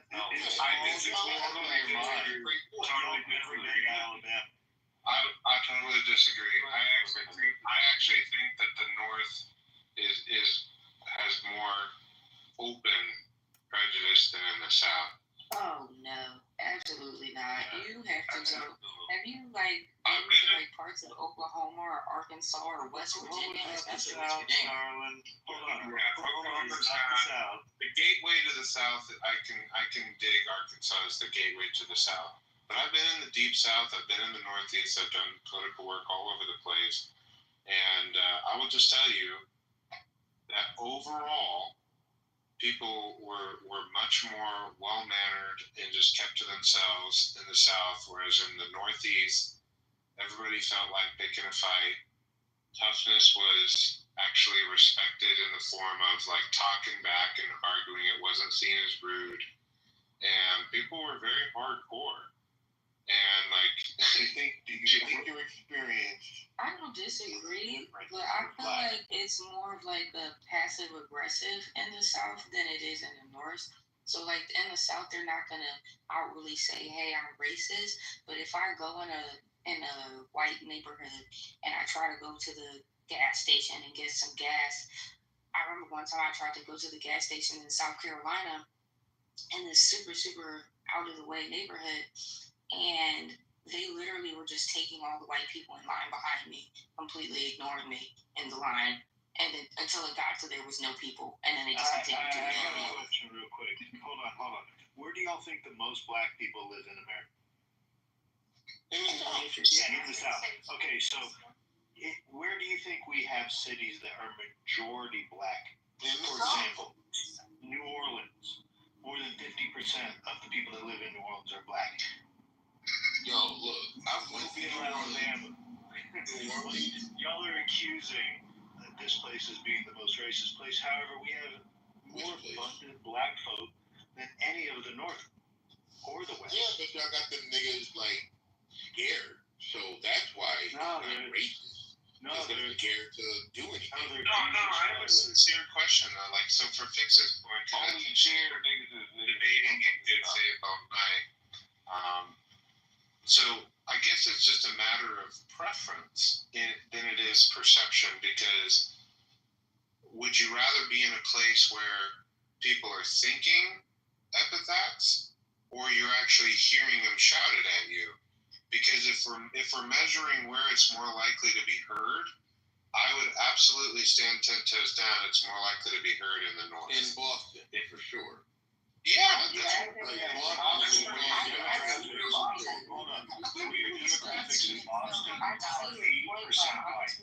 rather get served by a racist person and actually get my gas or whatever I'm asking for than not get served or not get, like, for example, I worked in a grocery store. I used to work at Food Line down in the South, and it was certain points where nobody would come to my line because they didn't want their groceries run up by a Black person. So I'd rather be in a place where they're openly racist. So it's like, okay, at least I know to stay away from you type of thing. Then it's more of like a passive aggressive, just, you know. So you'd actually prefer someone openly shouting at you as opposed to thinking that they might be taking you. I think at this point, and you guys correct me if I'm wrong. Sure. I think at this point. Well, hold on. In 2025, I think at this point, and the only city I've been to in the South is New Orleans. I haven't been to Atlanta. I haven't been to Memphis. I haven't been to, fucking Tallahassee or any of that shit. I went to New Orleans, and I was like, okay, is this shit more racist than LA? Let me see. Now, I walked down Bourbon Street, and a white homeless guy grabbed me by my lapels. And he was like, give me some money. And I was like, yo, man, you got your hands on me. So I pushed him off. He was drunk and crazy, whatever. So I'm not going to try to fight him. But I'm like, yo, I'm a tourist. Why would you feel like it's okay? Man. I'm not fucking a bunch of bullshit. Get out of here. I live in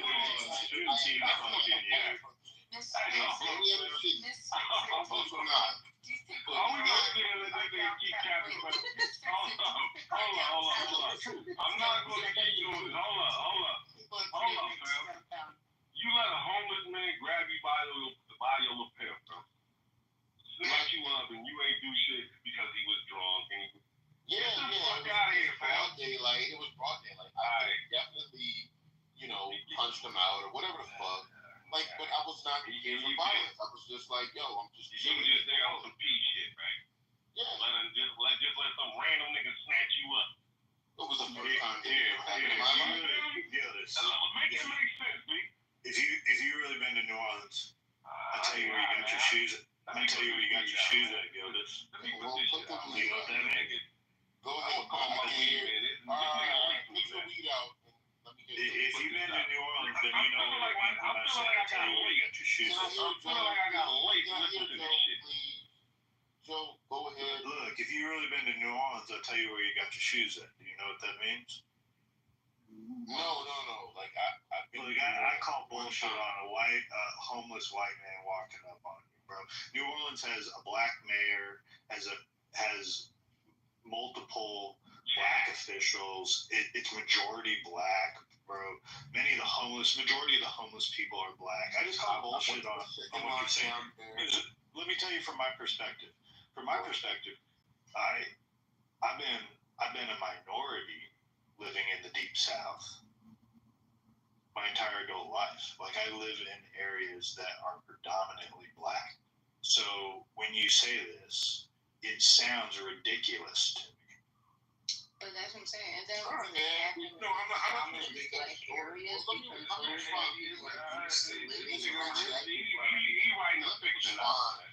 Like, look, I'm not trying to say that was the most, that's how all black people get treated or anything. But, when I was down, I was like, I don't know the customs down here. If somebody grabs my lapel in New York or LA, I'm swinging on them. I'm going to try to break their jaw. But it was my first time in the South. I was relatively younger than I am now. I was like 25. And I was just like, yo, he's drunk. Is this how they get down here? Because I've heard the myth of New Orleans. Like, you can drink and party and just do your thing down there. So I'm like, okay, maybe he's just so drunk out of his mind. He's not even trying to be racist. He's just like, motherfucker, you look new in town. Let me grab you. And so, I pushed him off. I pushed him back. But I was going to film after that. Stop the cat.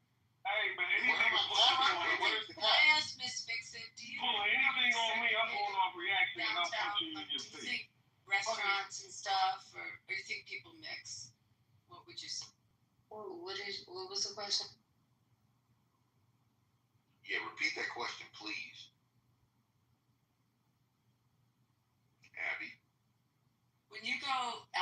Center City at night, do you think things feel segregated, or do you think people are mixed? Like, what's your, in Philly, your vibe there? Philly's like a really mixed place in general. So like, there's not really too much racism in Philly unless you go to like certain places. Like South Philly is like kind of probably the most racist part that you're gonna be in. So Center City's pretty like diverse. Like you'll see all types of people there at night, all times of day. I mean, I think it's mixed. I never felt it. I just like the girl I grew around with when I come there. She's an African American girl that is very well known in the city because she's on TV there, and we go out a lot, and we go to places that, I mean, we'll joke about it. Like it just feels like dinner restaurants and stuff and bars are mixed. You know, it's black and white in bars. Well, that's oh yeah, so like we have like specific bars that will play like more Caucasian music, or they'll play predominantly black music. But for the most part, it's like a mix of a lot of people in the bars. They might flip flop between the type of music that they play depending on the crowd that day. But for the most part, it's not, you know, like we have certain bars for certain people type of thing. That's my feeling too. I get that feeling. Is it called South Street? Yeah, but that's kind of South Street. So what's that? Like, that's, is that that was It's like, you know how New Orleans had what's the name of that street? Yeah, it's like our bird. It used to be very, so Gildas, it was this area that gentrified, and it used to be a very hip, like it was where literally like Adams hippies. Morgan in DC.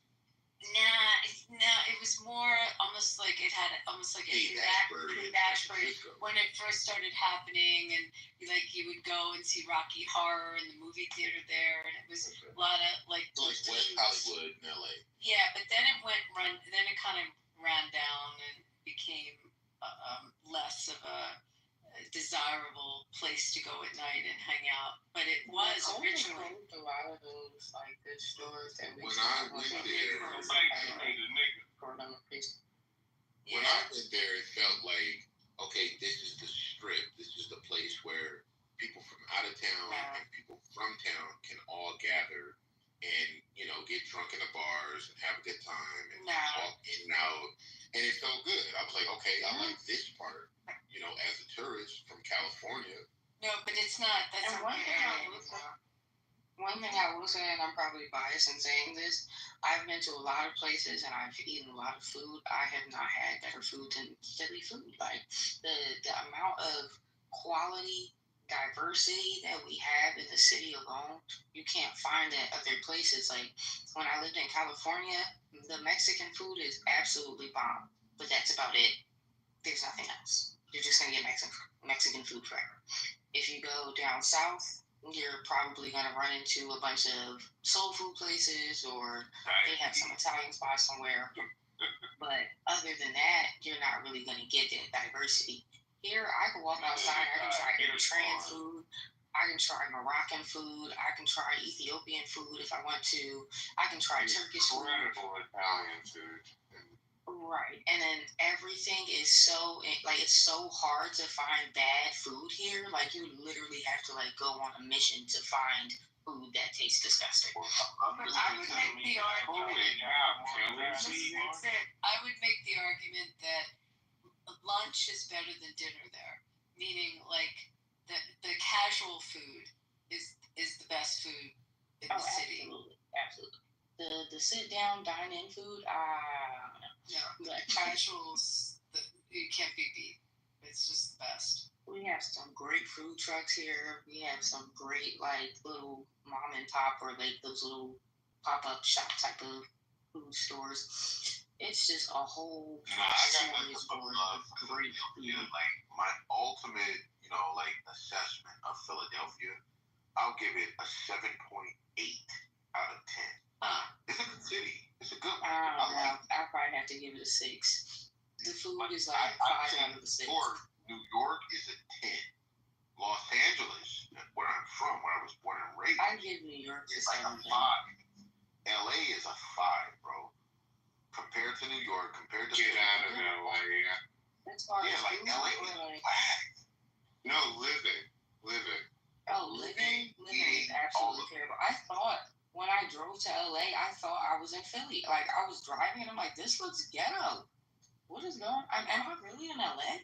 I didn't know it got that ran down over there. I even had friends from New York like visit LA, and they were like, Gilda, show us around what's good in LA, and like they just couldn't vibe with it. They were like, what the fuck? We gotta drive everywhere. And I'm like, yeah, I feel you. Like, it is fucked up.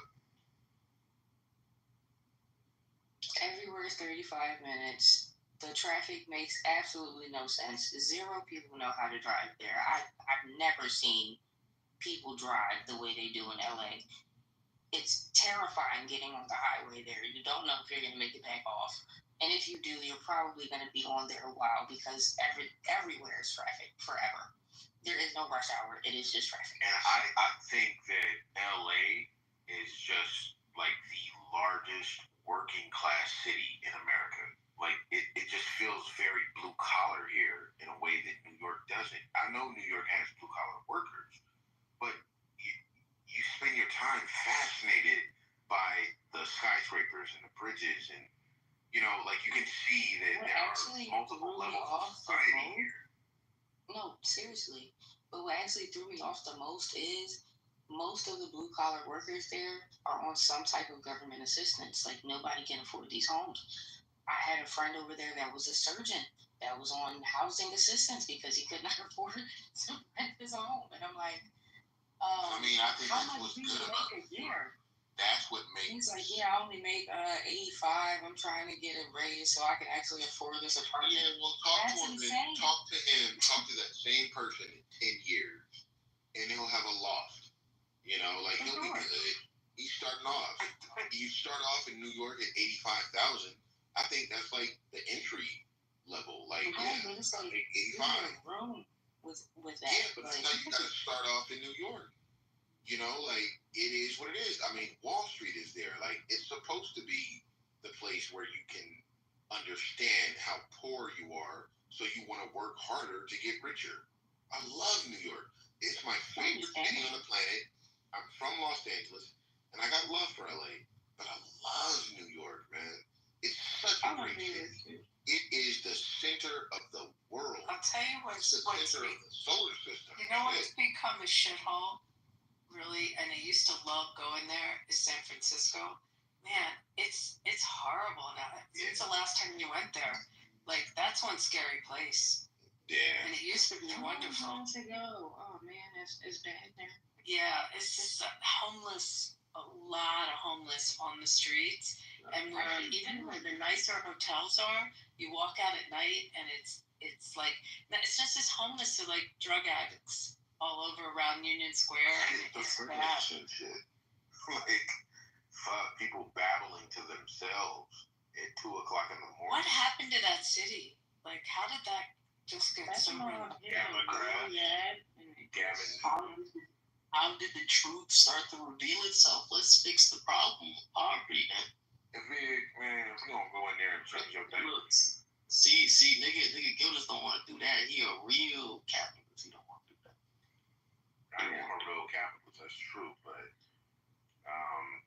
you don't want to do that. San Francisco is another beautiful city. Like, nothing compares to the views you get in San Francisco. I feel like San Diego definitely got a beat on the views. Nah, San Francisco got views out of this world. But New York City, yo, man, that's like, I don't know, that's wrong experience. Because I feel like it's like the best representation of America. Like, you can just put what America is supposed to be about into one city, it would be New York. Like, it's literally the land of opportunity. You can do whatever you want there. That's not a good thing. If New York represents America, that is not a good thing. There's the best we get. I don't know, man. Look, Elmont, Ronkonkoma, they don't represent America. I know. Wait, hold on. Ronkonkoma represents what understand? If Long Island represents what they initially wanted when they came to America, New York City represents what America is now. So I mean, that's his role. And I'll give love to Chicago, but Chicago was just too segregated to be like the exemplar of an American city. It is still I thought so the South segregated. I thought Alabama was the most segregated. Well, I'm talking about the north here where people are civilized. Okay. Oh, Yeah, I know Chicago is It's real so bad. pretty segregated. I If didn't you know want Chicago to was go that there, bad. go there.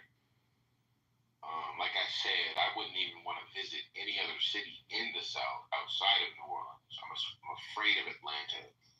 I would never go to Mobile. This is classic coastal elitism. I know. I'm feeding Like the snooty, I'm feeding perspective of the South and how feeding great, fawning over Los Angeles and New York City, and and Chicago. look down upon those poor You want to know? You want to know what flyover? You want to know what flyover country says? You want to know what flyover country says when the coastal elite says flyover country? Go ahead and keep flying over. Because, honest to God, the people from the coast, by and large, the attitude is just ungodly. The arrogance, it's just insufferable. Can I give a shout out? Joe, it's so bad, Joe. It's so bad. Hold on, Stephen. I'll give a shout out that where I live right now is the fastest growing city in the country. And we were. No, I know. And your city's also one of the fastest moving right cities in the country. Hold on. We were having 5,000 people a month moving in.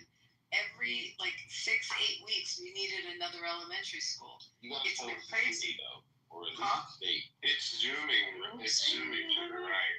Can you take a guess? Yeah. I'm in Vegas. Yeah. Vegas? I don't know. Fastest growing city in the country. It's zooming right too. To go to It's Vegas, zooming I drove right. through Vegas on my way here from San Diego. When I drove from San Diego, it was 122 degrees.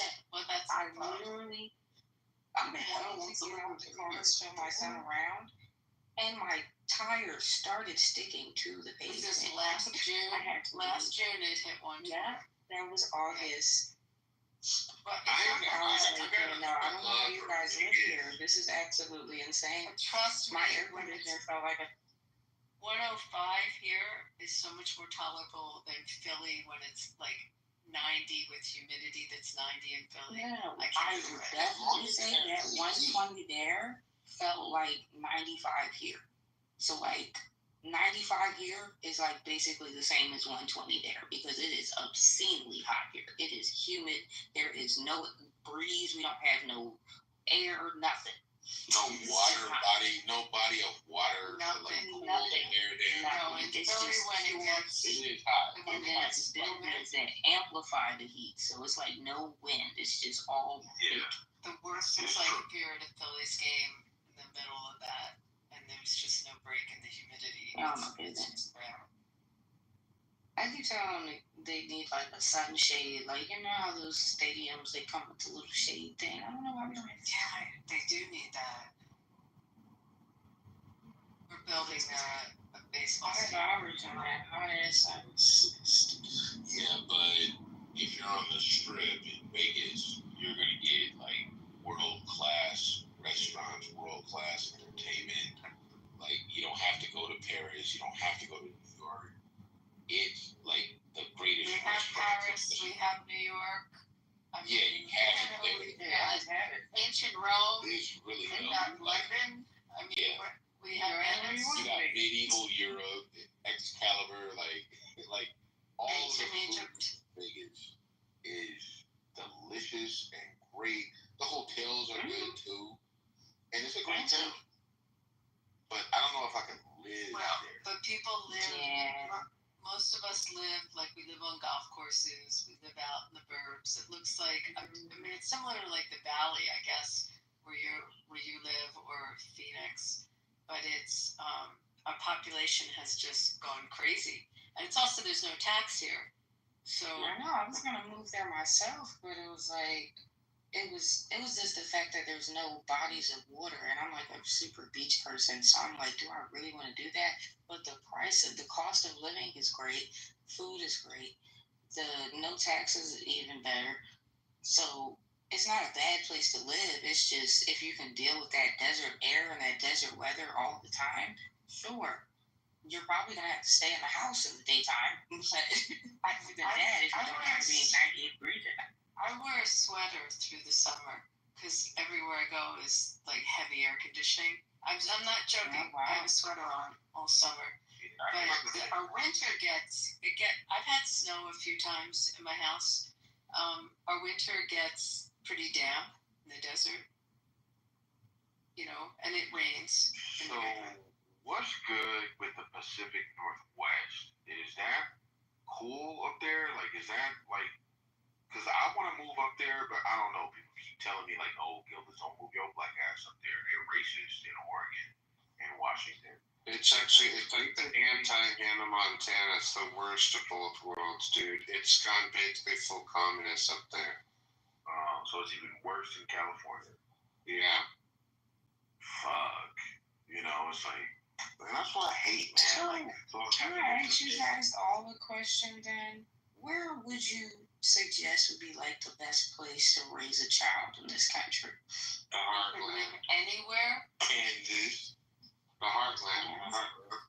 Nebraska, Kansas, Iowa, Missouri. Yeah, right in the middle of the country. I'm here in Omaha, Nebraska. I've done work all over the country for politics. I'm telling you right here. I don't want to honest to God, it's one of those people, but like, is it like black people friendly? Sure, it is. Absolutely. Yeah, Brown v. Board. It's called Midwest Nice. Brown v. Board. Gilda said that the South has the black folks scared. However, all I've heard from the coastal elite black folk in this room right now is that they're scared to go someplace because of racism. Like, yeah, I mean, I'm from Philly, so I'm not scared of anybody. I wouldn't say really thing. Fix it. Honest to God, fix it. Honestly, if you were looking for a place to live in the heartland, like I enjoy being in Omaha. Lincoln is less than an hour away. That's a fabulous city. That's Nebraska's capital. Des Moines, Iowa is a bomb city. The Kansas City suburb, I wouldn't live in the proper, but in the Kansas City area, perfectly nice, great place for younger people. If you want, go down to Springfield. I'm not opposed to any of the cities. Lawrence, Kansas. Kansas, God damn, you can get a whole house house for $150,000. Bodies of water though. Is there like big water sports?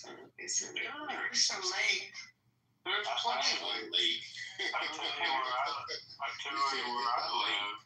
It's the greatest place in the nation, but y'all wouldn't even think it was that. Where is that? In Orange Beach, Alabama. We got the best shrimp.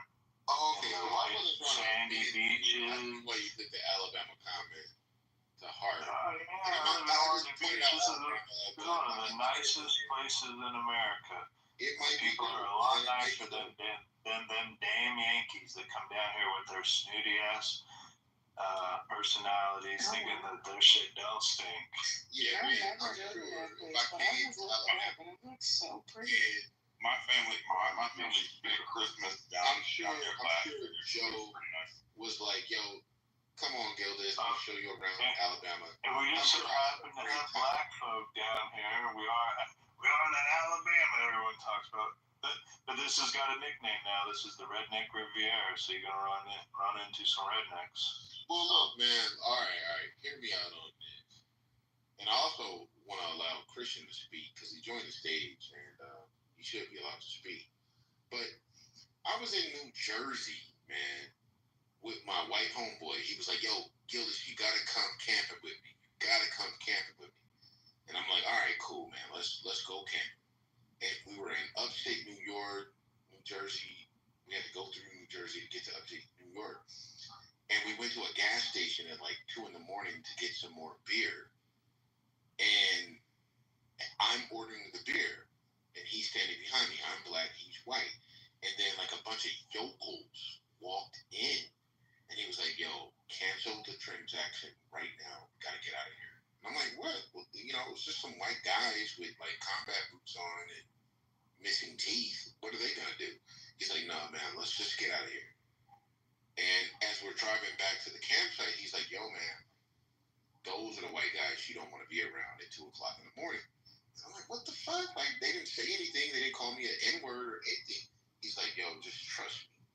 So I'm not trying to, like, point out Alabama, but it's America, dog. Like, if I'm up in New York and I can't go to a gas station at 2 in the morning to pick up a beer without my white friend telling me it's time to get out of here, I don't know what the fuck to believe. I love Alabama. I mean, I was my mom was born in Tuscaloosa, and you know, every time I go down there for Christmas, because we alternate between Alabama and Michigan. Is it segregated though? And sometimes we go to Orange Beach. Other times we'll go to Huntsville. But you know, when we're out and we stop at a Publix, or if we go somewhere to a movie theater or whatever my sister has planned for the family, you know, all the people are extremely nice, and it almost feels like it reminds me of Gilbert, Arizona, where when you go out for breakfast in Gilbert, Arizona, every person is talking to you, you know, and saying good morning, etc., etc. So, or like if you're just walking, I have a drink, but it reminds me. Can I finish? It reminds me a lot of that. So, you know, I really think that as far as, you know, just the likability of the people and people just talking to you, Alabama definitely has that edge to me. Okay, well, Nicest people in America live in Southern Alabama. Hear me out on this, guy. I just Googled it. This place looks nice, Joe. You guys know I'm not. You guys know I'm not a. Nobody knows about it. Don't tell your friend.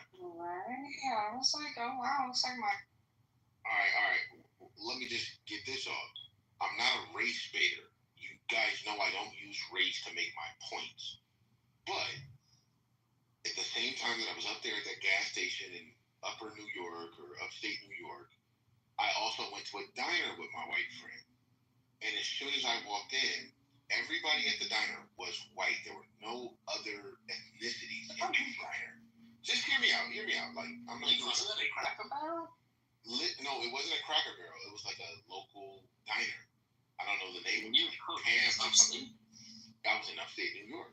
And I listen, to be more specific, I was in. Was it Fishkill? No. I was in Roscoe, New York.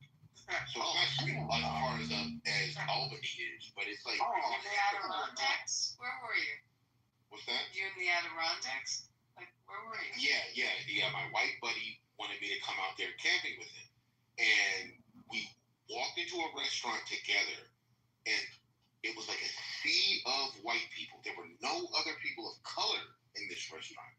And they all turned around at the same time. At you. And looked at me like, they looked at us, and they were like, you know, they didn't say anything. They just said, get those niggas out of here. They didn't say nothing like that. But they were like, That's the type of passive-aggressive racism that I don't like to see. and I was like, that's what I'm saying. I'm like, was that passive-aggressive racism? Were they like, you better get out of here, nigger? Like, they're not going to say it to Like, you, I didn't but know, they're going to make you so uncomfortable to the point where you want to. Yeah, like, and my white buddy was like, no, they thought we were faggots. And I was like, I don't care if they thought we were faggots. I don't know what happened, but I've never walked into a restaurant where everybody turned around at the same time and looked at me and then went back to eating their eggs and shit. And I was like, yo, man, like, is it cool for me to eat up in here? And we ate, and it was cool. Nobody said anything. But, yeah, like, if you want to call it, like, a microaggression, I mean, that would be... Yeah, there's a town in Pennsylvania like that, but like you know how everywhere outside of Philadelphia is super like racist. Like Pennsylvania is a very racist state in general, but like in its totality, all 90% of the black people are in Philly. But if you drive through like upstate Pennsylvania, there's literally towns where they will stop walking on the street just to stare at you as you drive by. Like, how did they find us here? Yeah, and I didn't feel like they had the power. I just felt like they were some pigs that have never seen a black guy. And I was like, you guys are this in New York State. You guys are still. They saw black guys. They just don't like you, nigga. Yeah, I mean, you can call it what you want to call it, but I didn't feel like I was lesser than them. I felt like they were hicks, they were yokels, and they just never seen a black guy and a white guy walking to a restaurant. Yeah, I'm sure that's what they, if that's what they want to say. But it's like, yo, you guys need to be liberated down here. Like, you're not liberated me. I liberate you. Liberated, that's your problem. You think you need to liberate them, nigga? You lucky your friend was there, weirdo. That's your issue. Say who? Had it not been for my friend. Liberate who?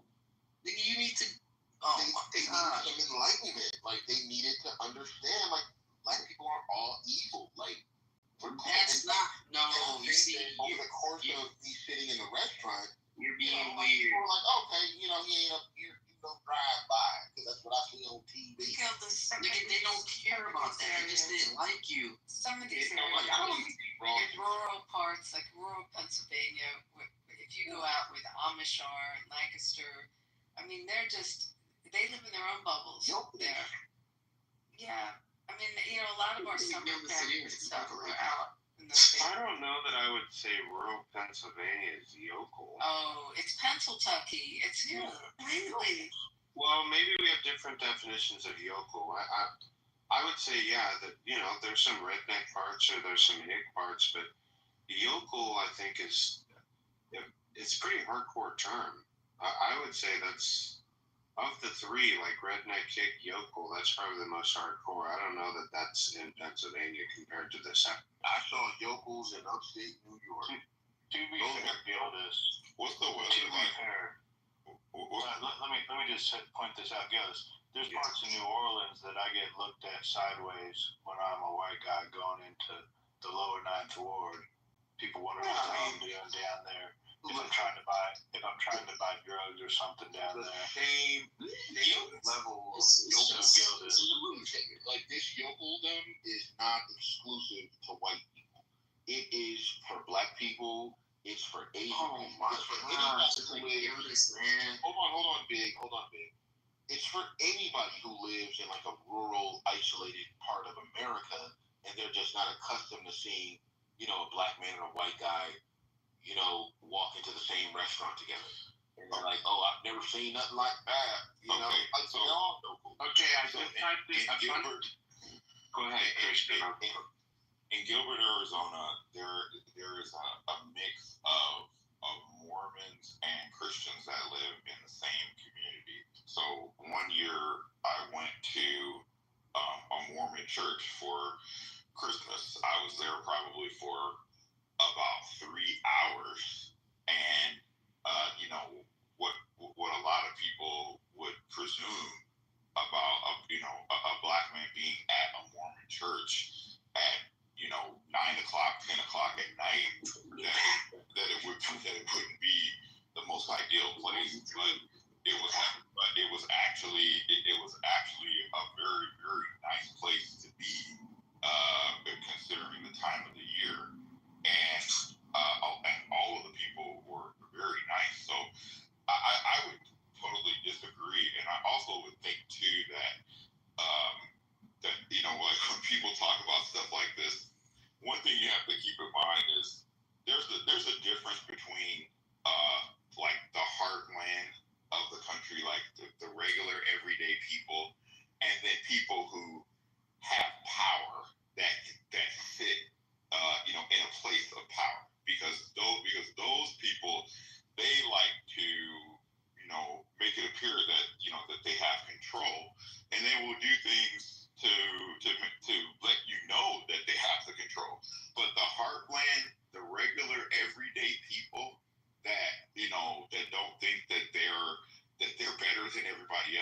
before that the people who try to take credit for stuff that they don't do, those people are not entitled. They don't have that kind of mindset. So there's a clear difference between regular everyday people and people who are in power. And it applies, I would say, everywhere.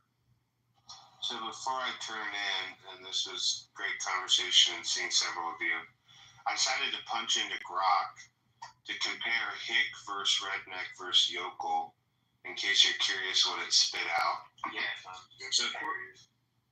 So according to Grok, it said a hick is a rural person seen as unsophisticated or naive, out of touch with urban ways. It's only mildly derogatory, implying simplicity. Redneck, a working class, often southern or midwestern, rural person tied to manual labor, conservative values, pride in their lifestyle, can be seen as derogatory or a proud self-label. A yokel is portrayed as extremely ignorant, gullible, often comically so, strongly derogatory, emphasizing stupidity.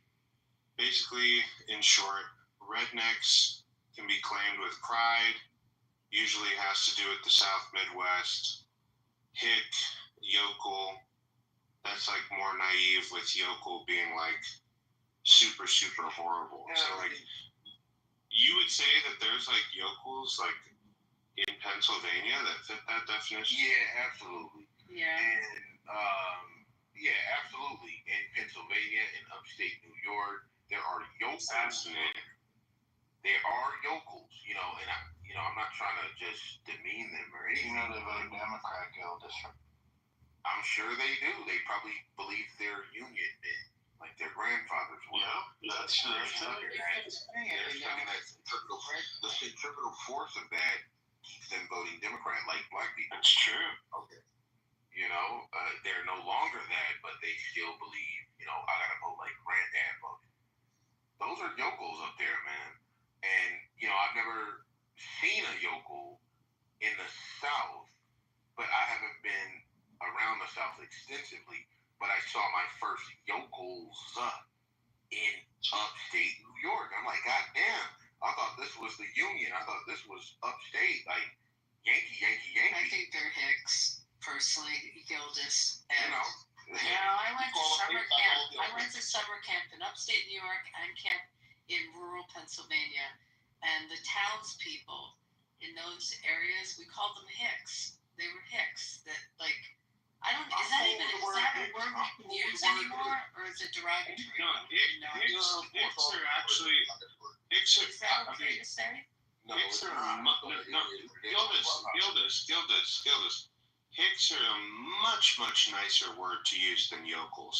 As long as I have lived, yokel is a very derogatory term. Like, somebody is just god awful if you call them a yokel. Whereas like hick, that's just like, aw shucks. Redneck, it's kind of going muddy in a truck. No, they're not direct. They're not interchangeable. Stephen, they're townies. We also called them townies. Was the other word for them? But they said synonyms for yokel is country bumpkin or hillbillies. Yeah, they weren't hillbillies. They were local. And hick is one of them, though. Yeah. Well, those are very loose. Could be like Jerry Jeff Walker does that song "Up Against the Wall," Redneck Mother. I mean, redneck. You're right. Redneck's kind of actually a cool thing. Yeah, for sure.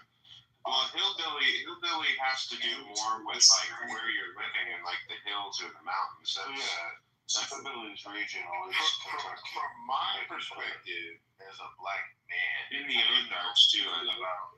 I didn't know this about like the gradation of slurs for like poor white people, that like yokel is like the worst thing you could say.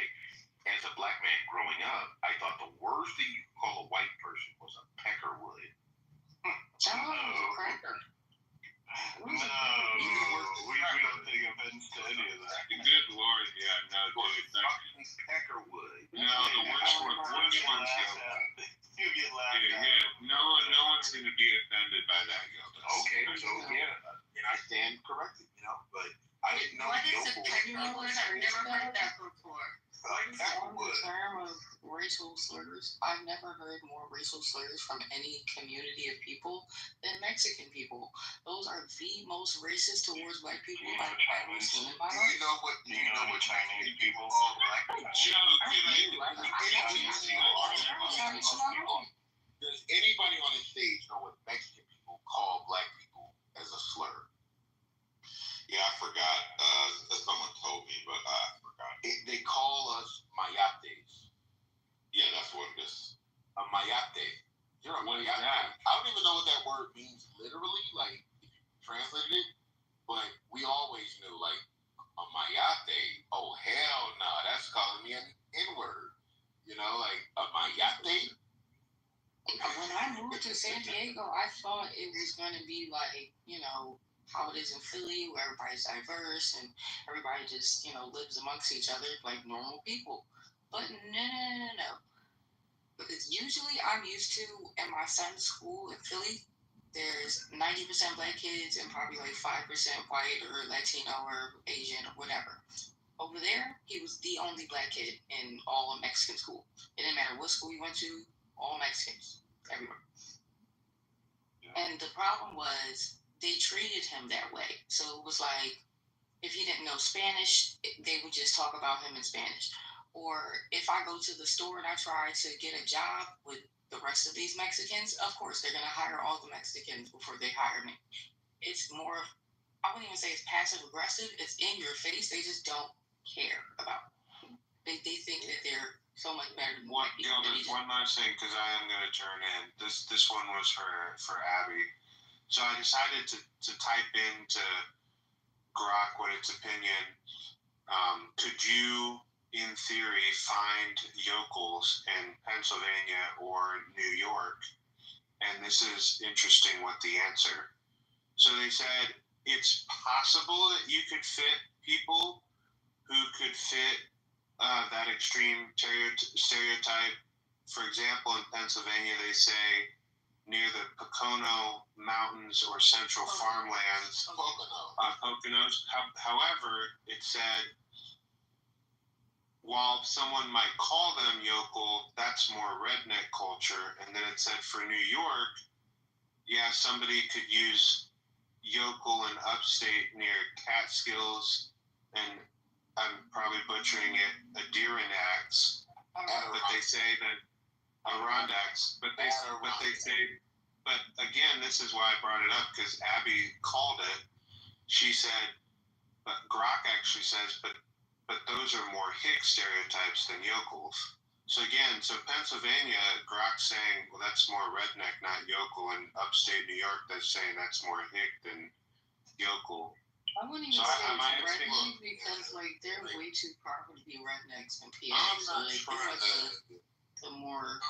I'm not trying to be rednecks in PA. I'm not trying to use the word yokel working class. Have you ever used another term? We call them bumpkins sometimes. Yeah, I've heard bumpkin. What they said bumpkin it still has a level of charm to it. So it's more like a hillbilly. I did not know before tonight that yokel was there ain't no charm in that. That's a slur. I didn't know that. I did not know. Yokel is, I've always known it as a slur, yeah. The other one. I didn't know that. I did not know that. Let me tell you all about redneck, okay? Redneck comes specifically for the Appalachian, so the people that still live up in the mountains are the hillbillies. And these are the English. These would be your Scottish. The Scottish and the Scotch-Irish settled what would be considered, Ohio, River Valley, Kentucky, West Virginia, and then further down south. And as they go down further south, you're a redneck when you're further into the south, into the deeper south. It's just a terminology. We got rednecks. Something like I have a redneck. It's just something like that. No, it's just our complexion that we have. It's Scotch Irish. It's your complexion of your neck. But that's why why a lot of them have big beards, because when they shave their beard off, you get a reddish sheen. Your beards have reddish sheaths and stuff like that. So we're descendants from the Virginia Company, and Jamestown is where my family came through. And just my family settled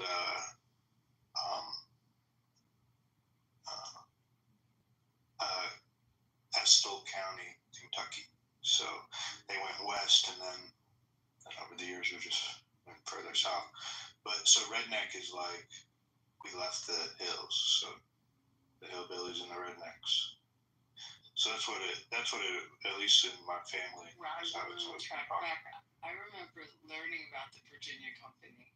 Like that's just so weird that you go. That's really far back. Yeah, my family goes. You want to hear something weird? I recently found out through genealogy. Hi, Stephen. I'm related to Gavin Newsom. Oh, you gotta be kidding. No, distant. My family came. I'm a descendant of family member from the Mayflower. Yeah.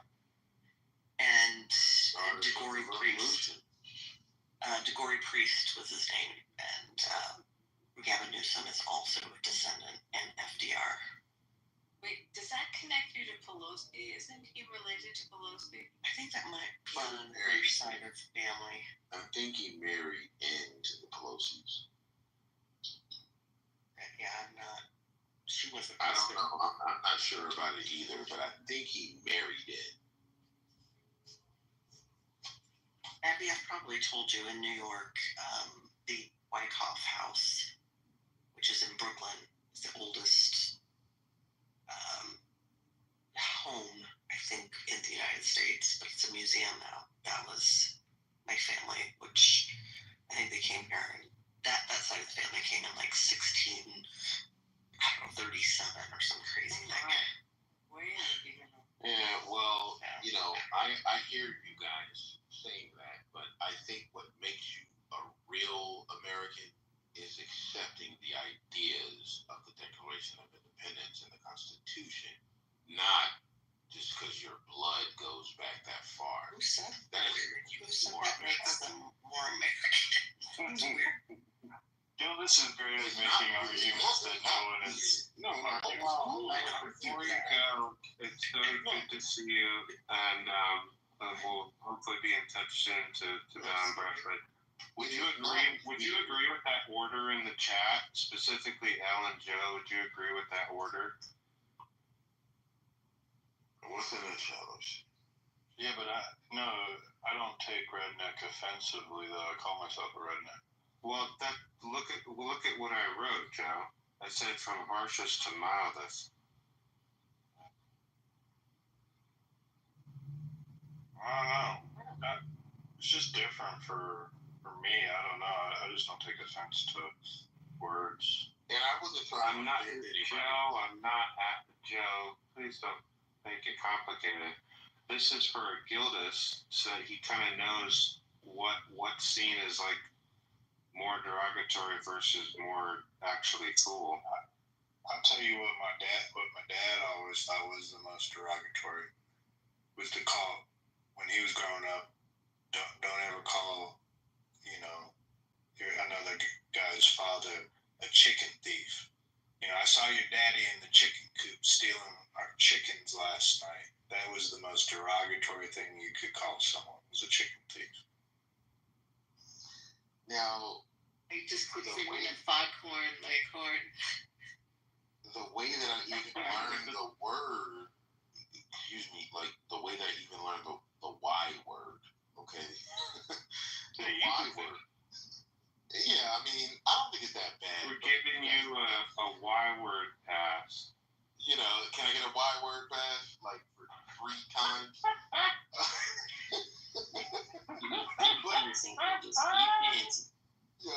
Can I use the Y word? Dude, just because we're enjoying life doesn't mean you have to be a sour person. Keep dancing, Gildas. Keep dancing, nigga. Keep dancing. Man, these are my friends, dude. Like, we've known Gildas for years. Like, we don't know me as long as they have known me. Like, They know I'm not a coon. They know I'm not like. Look at this guy centering himself because he's jealous that you're more popular. Keep dancing, Gildas. Keep dancing. All right, let me get my tap dance on. Hold on, let me get my white gloves real quick. Hello, my baby. Hello, my baby. Hello, my You do understand Gildas can go into any space on Clubhouse. Yeah, like Wait. No, we cannot. Instant invite to the stage. Instant invite up to the stage. Gildas, you know that's not true. I'm cool with every room, man. I don't call people out of their names. I disagree with people, but I don't get into like fisticuffs. You gotta stop lying to these people. Chill, man. We got in a fisticuffs a couple times. I mean, I get into fisticuffs, but I don't call you out your name in the midst of it. I've never called a woman on this app the B word, ever. Look at the recorded rooms that are listed in my profile and go through them. Like, I'm a solid guy on the app. That's true. I'm interlocutor. You might not agree with me all the time, but I'm not disrespectful, like, inherently. And a lot of you new motherfuckers are disrespectful inherently. Just don't bring up Jesus Christ around manners. If you want to get under fucking manners, man. If you want to get under Gildas's skin, just bring up Jesus Christ. Yeah, that'll work. Because Vig probably believes in his grandmother's doing the Tootsie slide with Jesus in heaven. You believe that. I don't. Keep dancing, Gildas. Keep dancing. You know it's not going to be probably gonna even say Sarah. We know. Man, like what you think a coon is like I got one. It's the grandfather that started your whole family's legacy. Here we go. I got one town in the South you don't want to go to, Gildas. And I don't think anyone should go to. I'll recommend one town. I was starting to like you. You're not gonna hate on Gildas, are you? I don't know. Gildas we go back and forth. Coon is in fact a coon. It's not what our grandfather She don't know what a coon our lives on. She's a youngin'. She don't know what a coon is, really. She's never studied the film Bamboozle. So Gildas, I recommend never going, and I recommend to everybody, don't ever go to Memphis. Memphis is one of the toughest towns there. Memphis is just like Philadelphia. I went to Memphis and I felt so at home. I was like, wow, this is just Philly. I never been someplace where they ask you for $1 everywhere you go. I'll tell you what. Oh my God, I can't go anywhere. It's so weird you say it. I liked Memphis a lot when I went there. I got to go into a revival tent, which I thought was pretty wild. I never saw anything like that. But the city that I found the most despicable, and please don't jump on me on this, and where everyone was panhandling and they had no right to panhandle, was Portland. Man, that was just. I was warm in Gildas. The Northwest is lost, man. The Pacific Northwest is I lost. just like the scenery. But I'm sure the people are nothing I could deal with, and I would like to live in Maine or Vermont or New Hampshire, but my wife 99% white there. I was like, you picked the 1, 2, and 3 whitest states. 1% black. Motherfucker, I'll live anywhere in this country that I want to live in. I'm motherfucking pardon, whatever the fuck they say, like blood of the blood. Whatever, man. My family is fucking all over this country. I just don't want to be in the hood. Yeah, you're right. Exactly. I'll move to Maine before I move to Gildas's logic is he'd rather live in a 99% white community than anywhere near black folk that are the majority in the city. No, not anywhere near where black people are the majority. I don't want to live nowhere near you, nigga. Where there's a ghetto, I run. Leave the ghetto. Why are we giving Gildas a hard time? None of us want to live in a trailer park. It's okay. Y'all don't want to live in a trailer park? That's right. You don't want to live in a trailer park, I don't want to live in Compton. I know a lot of nice trailer parks. I wouldn't even say that. There was this really nice trailer park community in San Diego that I would love to love to. Crazy little motherfucker.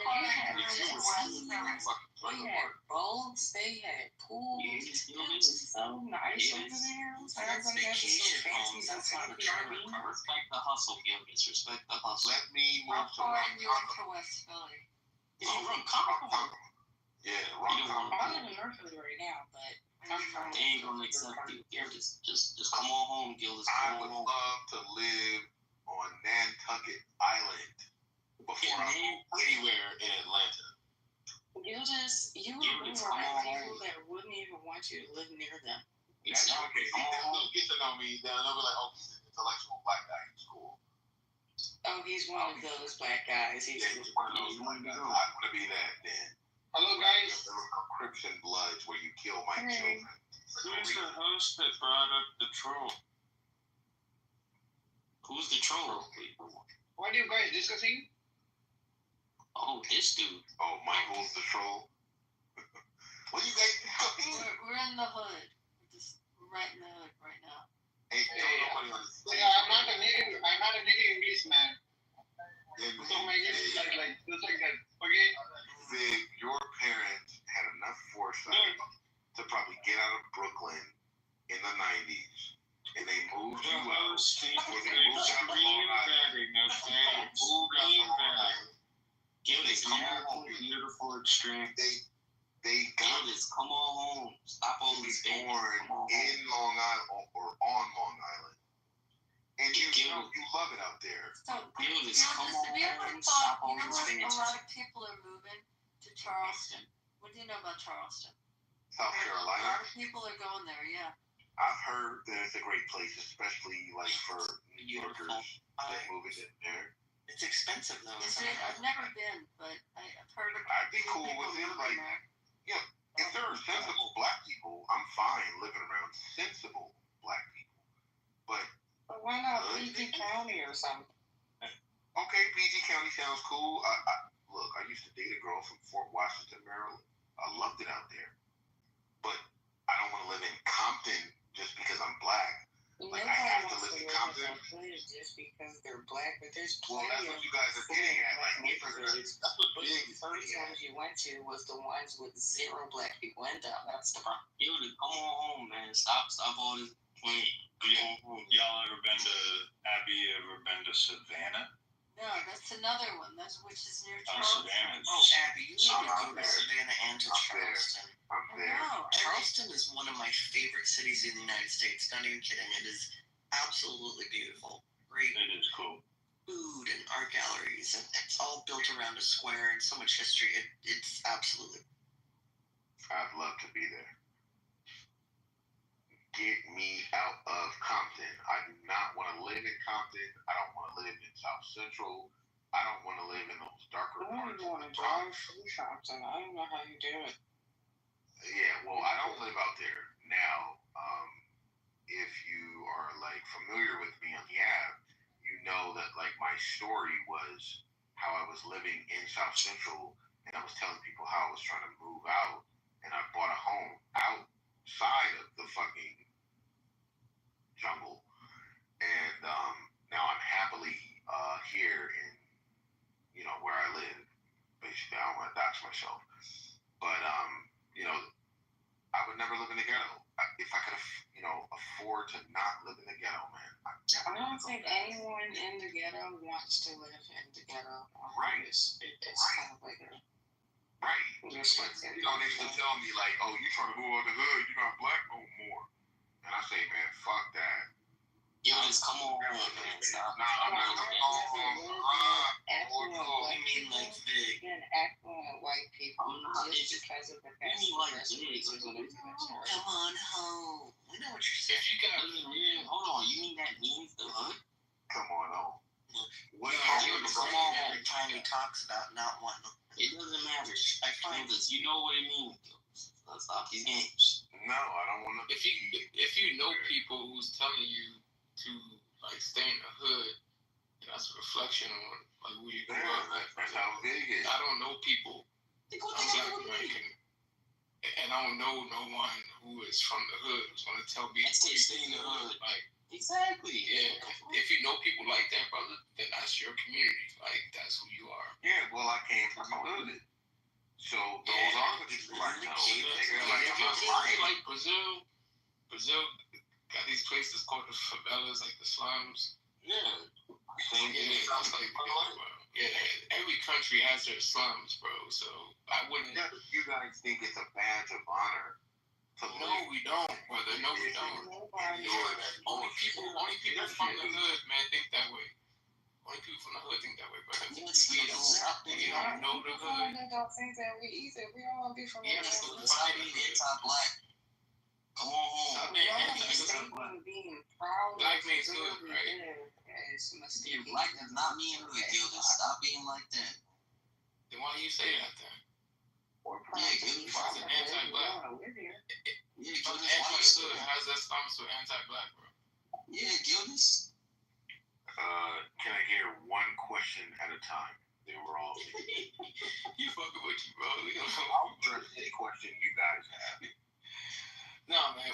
What we want you to do is move up through the classes mentally and physically and economically, right? So once you leave the hood, you don't turn back, brother, and you leave that circle of friends who you knew in the hood and start, man, being around other black men who are from that class now, middle and upper class. And then trust me, bro, ain't no one gonna confuse you as being from the hood. Yeah, why are you associating black with hood? Why are you associating home with hood? All right. Whatever you said, the speaker who was speaking first, it was Alex. I agree with everything you just said. Now, Vig, what do you mean by coming home? Wait. It means stop spewing this anti-black rhetoric. I was playing a game while I was talking to you, by the way. What the fuck is he talking about? Well, the issue is that all black Americans, at some point in history, man, we came out the slums. You call it the plantations or whatever you want to call it. So we all started from zero, bro. So I get where Big is coming from, man. He's like, oh, man, come on back home to the slums or plantation.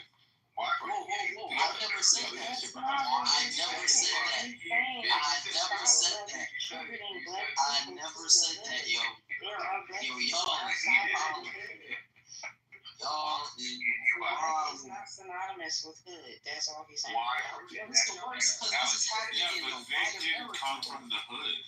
He's from the suburbs. The plantation, the slave quarters was the hood, bro. This is the worst because it's in the white America. No, that's a really scary area. Why would I? Aren't you Jewish in Texas? Why would I want to go back to the slave? You can work on an oil farm or some shit. Man. No one wants to leave. Yo, Oh no, how dare I? you're a runaway. Shit goofy ass up. Are you working again? I'm asking Vig, why would I want to return to the slave quarter? No, The slave what?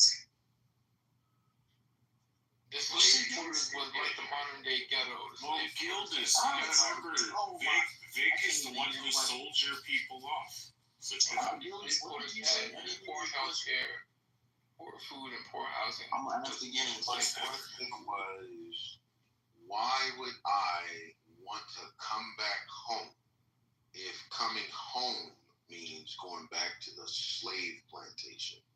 Who said going back home is equated to going back to the slave plantation? Who said that? You did. I wasn't making that case. I never said that. Yes, you did say that, man.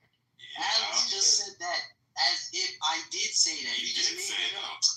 Yo, y'all is evil. Max, that's what you That's said. not what I got from Everyone says you said Rich, you just said Rich. I'm gonna kill you. Rich, I'm gonna get you. Kill a fly. Shut the fuck up. I'm gonna get you, bro. But Gildas, man, you gotta stop being anti-black. Come on home to this Pan-Africanism. Let's get to it. Stop these games. Yeah, he sells you off on a slave ship. This solo dolo act is not gonna work, man. You like a dot on a white piece of paper. You like a dot on a white piece of paper, Gildas. This is who you want to get. Alex, hold on one second, man. Alex. No, answer the question. Gildens, you want to giggle with these folks in this American room? You're trying to tell them that when you went upstate to some hillbilly land, that it was a crazy experience for you as a person who was trying to assimilate. And they tried to say, I don't know, man. I don't think that's real. He's Pan-American, bro. He's Pan-American. Leave him alone, man. Ain't wrong, Pan-American. White people. It's cool because it's like Vig is still young, so he's gonna do that to me, bro. That's what you gonna do? Under Vig, you're 17. Gilders, you gonna do that? Hold on. Most people who come from the hood are anti-black.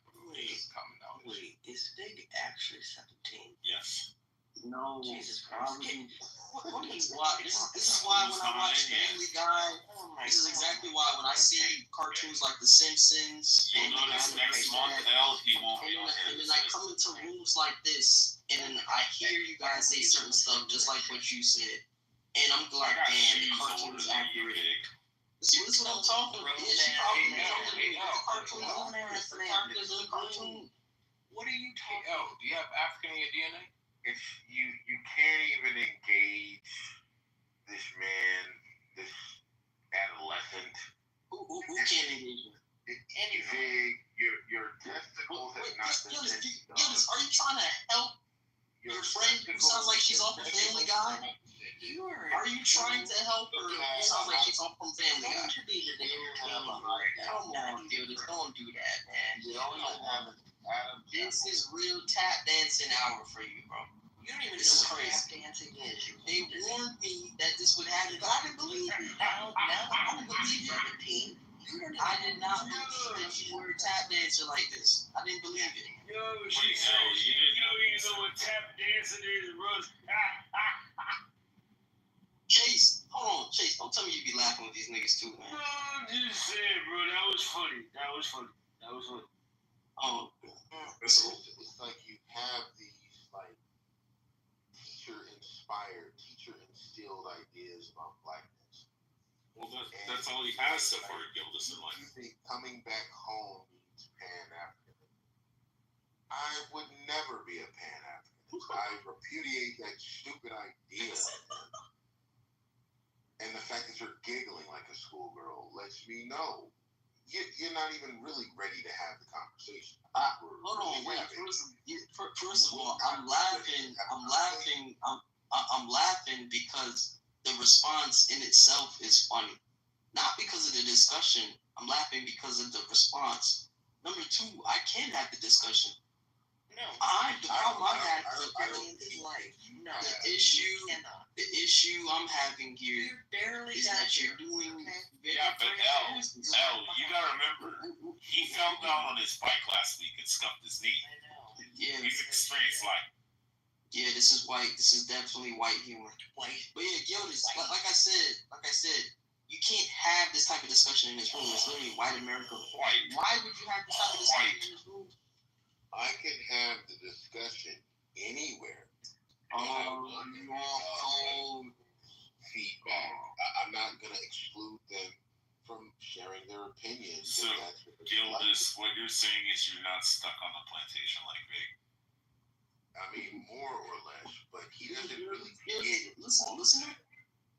And No, Vic is definitely on the plantation. He's just in the house. Well, Vic's the one that sold him and put him on the plantation. I mean, it's his people. Well, he's comfortable in the house with the white people. Yeah. Yeah, but Vegas. I mean, you guys are. Rich, he's talking about Gildas. You guys he's talking about Gildas. No, I'm talking about you, Vic. I'm talking about Misfits. She's talking about Gildas. Are the ones who sold Gildas. Her response that she's giving to you, she's referring to Gildas. You don't think I realize that? Yeah, no, I don't. Because you're slow. It's called talking past the person. What were you saying, Gildas? Like I do to you all the time. What was you saying, Gildas? Well, I mean, so much has been mixed up at this point, but I think because I kind of want to be funny, but I kind of want to be serious because this is a really serious point. I just don't think you understand the gravity of things when you try and say that Sarah Green and a father to 3 children is he needs to come back to somebody's home. I've created a home for my family, and that's the only home that I will ever come back to. Whatever your notion is of a home that I need to return to, I think you have to do a little bit more studying and a little bit more growing before you can tell a father of a household where he needs to go. Nigga, do you even know what the state here? Okay. So wait, are you a part of a community? Yeah, it's called the Gildas family. No. That's the home. I don't want to be a part of Gildas. Wait. Yes, he's part of the American community. Now you're crashing out. Gildas, your home is a part of other homes in the neighborhood which is a community. Are you a part of a community? I mean, to one extent, certainly, yeah. Yeah, because you can't be an individual family by yourself. You have neighbors, correct? Of course. Okay, so you live in a community, right? Okay, what's your point? My point is, you're American, right? To the blood, to the bone. Yeah, and you align yourself with being culturally American? Absolutely. Okay, so when I make a statement as come on home, it's a cultural statement. It's not a statement referring to literally coming into somebody else's house. Share your culture. Yeah, I know, Rich. So get this, and I think you understood what I meant. I don't think you had to. I want you to define. Specify. Now, I want you to define for everyone. Now that you. No, I don't. It's white America. Yeah. What I look like? What do you mean by home? Gildas, we can have this conversation in the other room. I would never have this discussion. Don't bring the term up and don't try to make me fall into it without fall into what? To define it. What Gildas, hold on, wait, stop. Gildas, pause. What are you falling into? Your definition of home, if I'm not careful. You don't have to. I just told you we can have that discussion. I'm not having it here. If you want to evade, if you want to, hopscotch over. Gildas, it's not an evasion. Over in the other room, we can have a discussion. No, fuck another room. We can have it in the other room. Grown man where we can have a conversation is there. You don't know what a man is. What is home? You don't know what a man is, honey. Stay on mute. Gildas, actually Black American. That's what now I'm actually not going to. You don't know. Stay on mute. That will do the opposite, and I'll just keep talking. Yeah, that's fine. Stupid ass. We know. I can see your crow's feet. We know. Listen, honey, now Gildas trying to save you again. This is some sort of. Now Gildas trying to save your ass again. You don't know shit. I know. You don't know shit. Straight off of Simpsons. I know. Sounds like get on the plantation. I know. You're irresponsible. Yeah, a white woman trying to tell me what? I know. You're irresponsible. You're irresponsible. Gildas, we're going to say this again. Since you don't want to define it, I'll define it for you. You don't have to define anything for me. I know the definition that I'm using. I can define it. I can define it right now, but I'm not having a discussion in white America. Yeah, I brought it up because first I was trolling, but now you're getting serious in white America. I'm telling you, he's trying to treat this like it's the movie Get Out. No, I'm not. Because Get Out. They're trying to take your mind. Yeah. Hold on. Me and Gildas have opposing views on certain points, and I still respect this brother. But on this discussion, I do not have to bring it here in white American. I'm standing on that. Like, the fact that you the fact that You're He's a coward, that's why. It's crazy. Big is a coward. It's crazy. I want to make my pitch. Let me make my pitch then if Vig's not going to make his pitch, all right? Gildas, let me ask you a question. How many states have you lived in? About 3. Okay, I've lived in 7 states. The greatest thing about living in this country is that you can travel through all these states and you don't have to show any papers. No one's going to ask you any questions when you go to the next one. Don't ever move back, bro. Just keep moving. Finding a new state to live in. I got 7 down. I'm hoping I can knock out another 7. Why the hell not? I'm I'm a free man. I can live wherever the hell I want in this country. And if you want to be a true American, keep searching, bro. I agree. If it's Portland, Oregon, if it's Maine, wherever I can thrive and I can make my family secure and they're happy and they're growing up and they love the home that they live in.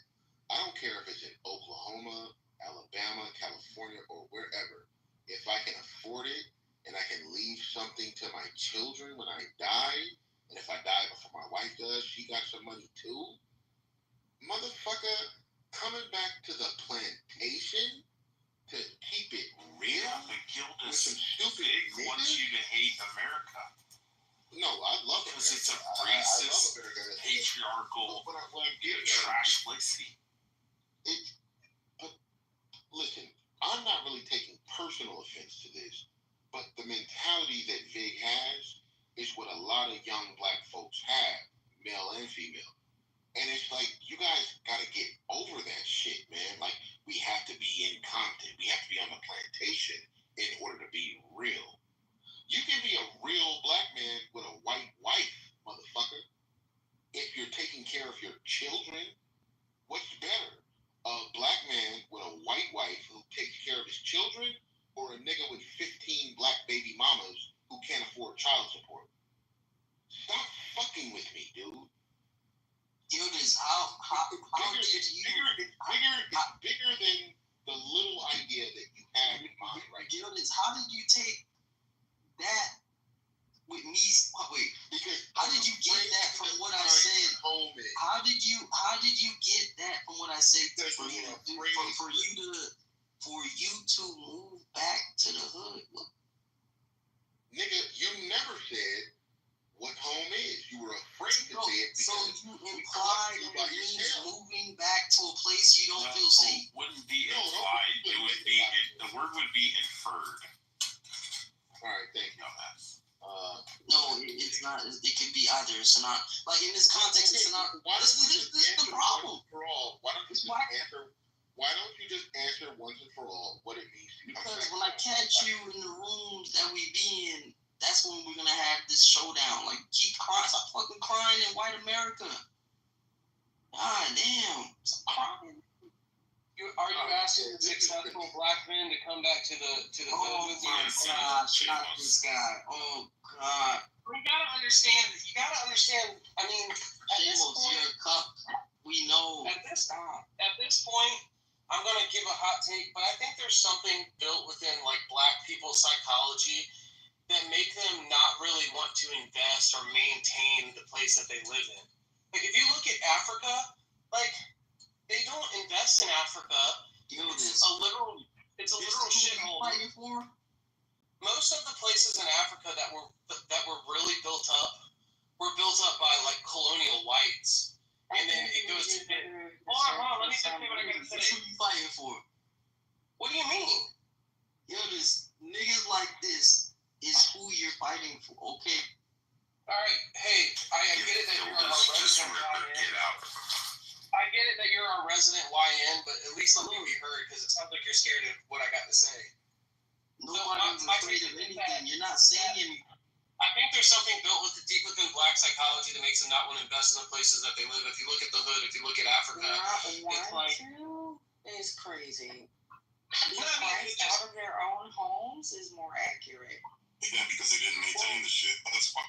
Well, keep in mind, because a random person from New York came and bought a $15,000 house and made a $2 million mansion and priced them out of their property taxes that they can no longer afford. The blacks used to own a significant portion, or the majority portion of Harlem. And look who gentrified it.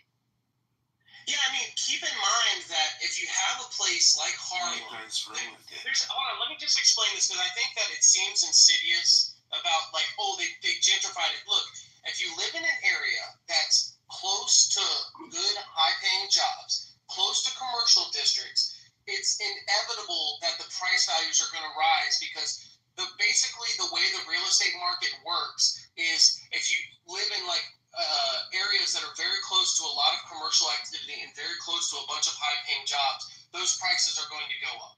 Okay? And so, Shamos, what are you doing now? there's nothing that you can do to prevent that. Shamos, what are you doing with yourself now, Shamos? What do you mean? I just left the handicap stall in the casino bathroom. I snorted a huge amount of cocaine. Expanding. That's not what I said. I'm referring to in terms of work. What are you doing now? Nigga, I'm retired, bro. I'm a rich. That's not what I asked you. I know I'm what not you doing do. anything for work. I'm working on fucking your mom later tonight. I'm not working at all. You don't want to say what you do in white America. No. What I'm telling you, I just told you. You asked me what I do for work. I told you I'm a retired investor. Shamos, that's not what you say when you're in chillism. What do you do to make money? What do you mean? Oh, my stock hustle? That's what you do. Like, relax, bro. That's what I'm asking you. What are you doing now? I don't know if you still do it or not. That's what I'm asking you. Yeah, I'm still doing my stock hustle. I'm going to continue to do it until Bitcoin hits an all-time, I mean, not an all-time high, but we get all the way up in the cycle. So, like, when Bitcoin basically tops out, I'm quitting my job and I'm retiring. So this is, I got hopefully just 4 or 5 more months of this bullshit. I'll be fully retired. But don't worry about me, little nigga. You need to worry about yourself. Niggas just want white America to hear. These are your companions, right? I'm saying, I'm good, bro. I'm retired. I've got $500,000 invested. That's fine. Aren't you like 40 something? You're just starting the game. Aren't you near your 50s or some shit? No, I'm exactly 40. Yeah, I'm 40 something. I'm 40. All right, then. So what the fuck? You should be looking to retire. Like, do your thing. Like, I don't understand what you're saying right now. Like, just talking. What the fuck? Like, I be wondering sometimes with you guys. Like, I'm gonna retire. Like, yes, you should be looking towards retirement. At 40, you think motherfuckers just retire at 40? Shamos, that's the issue, right? Hold on, wait. Let's fix it. That's the issue. Most of you guys who are older, right, which you found out late, that you shouldn't want to retire in your 60s. And now you're telling me something like you think that people could retiring is something that's something not crazy. Listen, you should be going towards retirement. You must be confused. If everyone could retire in their 40s, everyone would, motherfucker. That's not what I said. That's not what I said. That's not what I said, Shamos. You don't listen. And it doesn't sound like you're making a coherent point. I'm going to say it one more time, right? The concept of retiring in your 60s is a standard, and it's a okie doke, right? The issue is that niggas like you found out later. Most of Gen Z, we know that we don't want to retire in our 60s, nigga. Like, that's what I'm saying. You found out late, and now you're trying to, like, express it in some sort of fashion. I just gained the ability to retire early because I put in the well. You're telling me you wasn't working towards retiring early. I'm saying everyone's goal is to retire. Everybody works towards retiring. Yes, everyone's goal is to retire early. No, it's not. Okay? You're lying now. I'm saying, yeah, there are people that are like tied up in some type of like identity where like their work has some prestige, and even though they're well off, they won't retire. But most people, or a good portion of people, fall for the okie doke. I don't even know what that means. They follow the standard of retiring at 60 plus. They don't look for any loopholes. A lot of people. My point is, a lot of people don't have an option. Shame on people. Hold on, let's fix it. Hold on. Shamos, but you work. Shamos, but your position, you literally work from nothing, right? So it's not a matter of having an option. It's a matter of finding loopholes. You found loopholes. I don't understand why you're making this sound complicated. You know what it is. Stop acting stupid. My only point is that it's not like it took me to, and most of the boomers and most of the like Gen X or whatever just fell for the quote unquote okie doke and all decided to take it and retire in their 60s. It's just that a lot of them really weren't able to not retire in their 60s. Okay, and true that that isn't so much true for the boomers. But it's more and more true for Gen X. I get it that the boomers had a lot of wealth and most of them still decided to work. But the boomers are the most greediest generation of all time. And so you would expect that from those type of people. So your point probably stands there. But when it comes to like I'm a millennial, and most millennials don't really have a choice in the matter. That's not. I mean, all of you Zoomers are really not going to have a choice in the matter. Most of you, the Zoomers are never going to own homes. The majority of Zoomers are never going to own homes. You're going to we're still doing it. But look, hold on, look, Shamos. Here's the thing, right? You just lied. Millennials, of course, they didn't fall necessarily for the working okie doke, but they fell for consumerism. Like, if we bring in King Solomon, you already know how he is, into this room, he's going to say the same shit. Come on, man. I don't know why you're doing this. Gen X fell for it.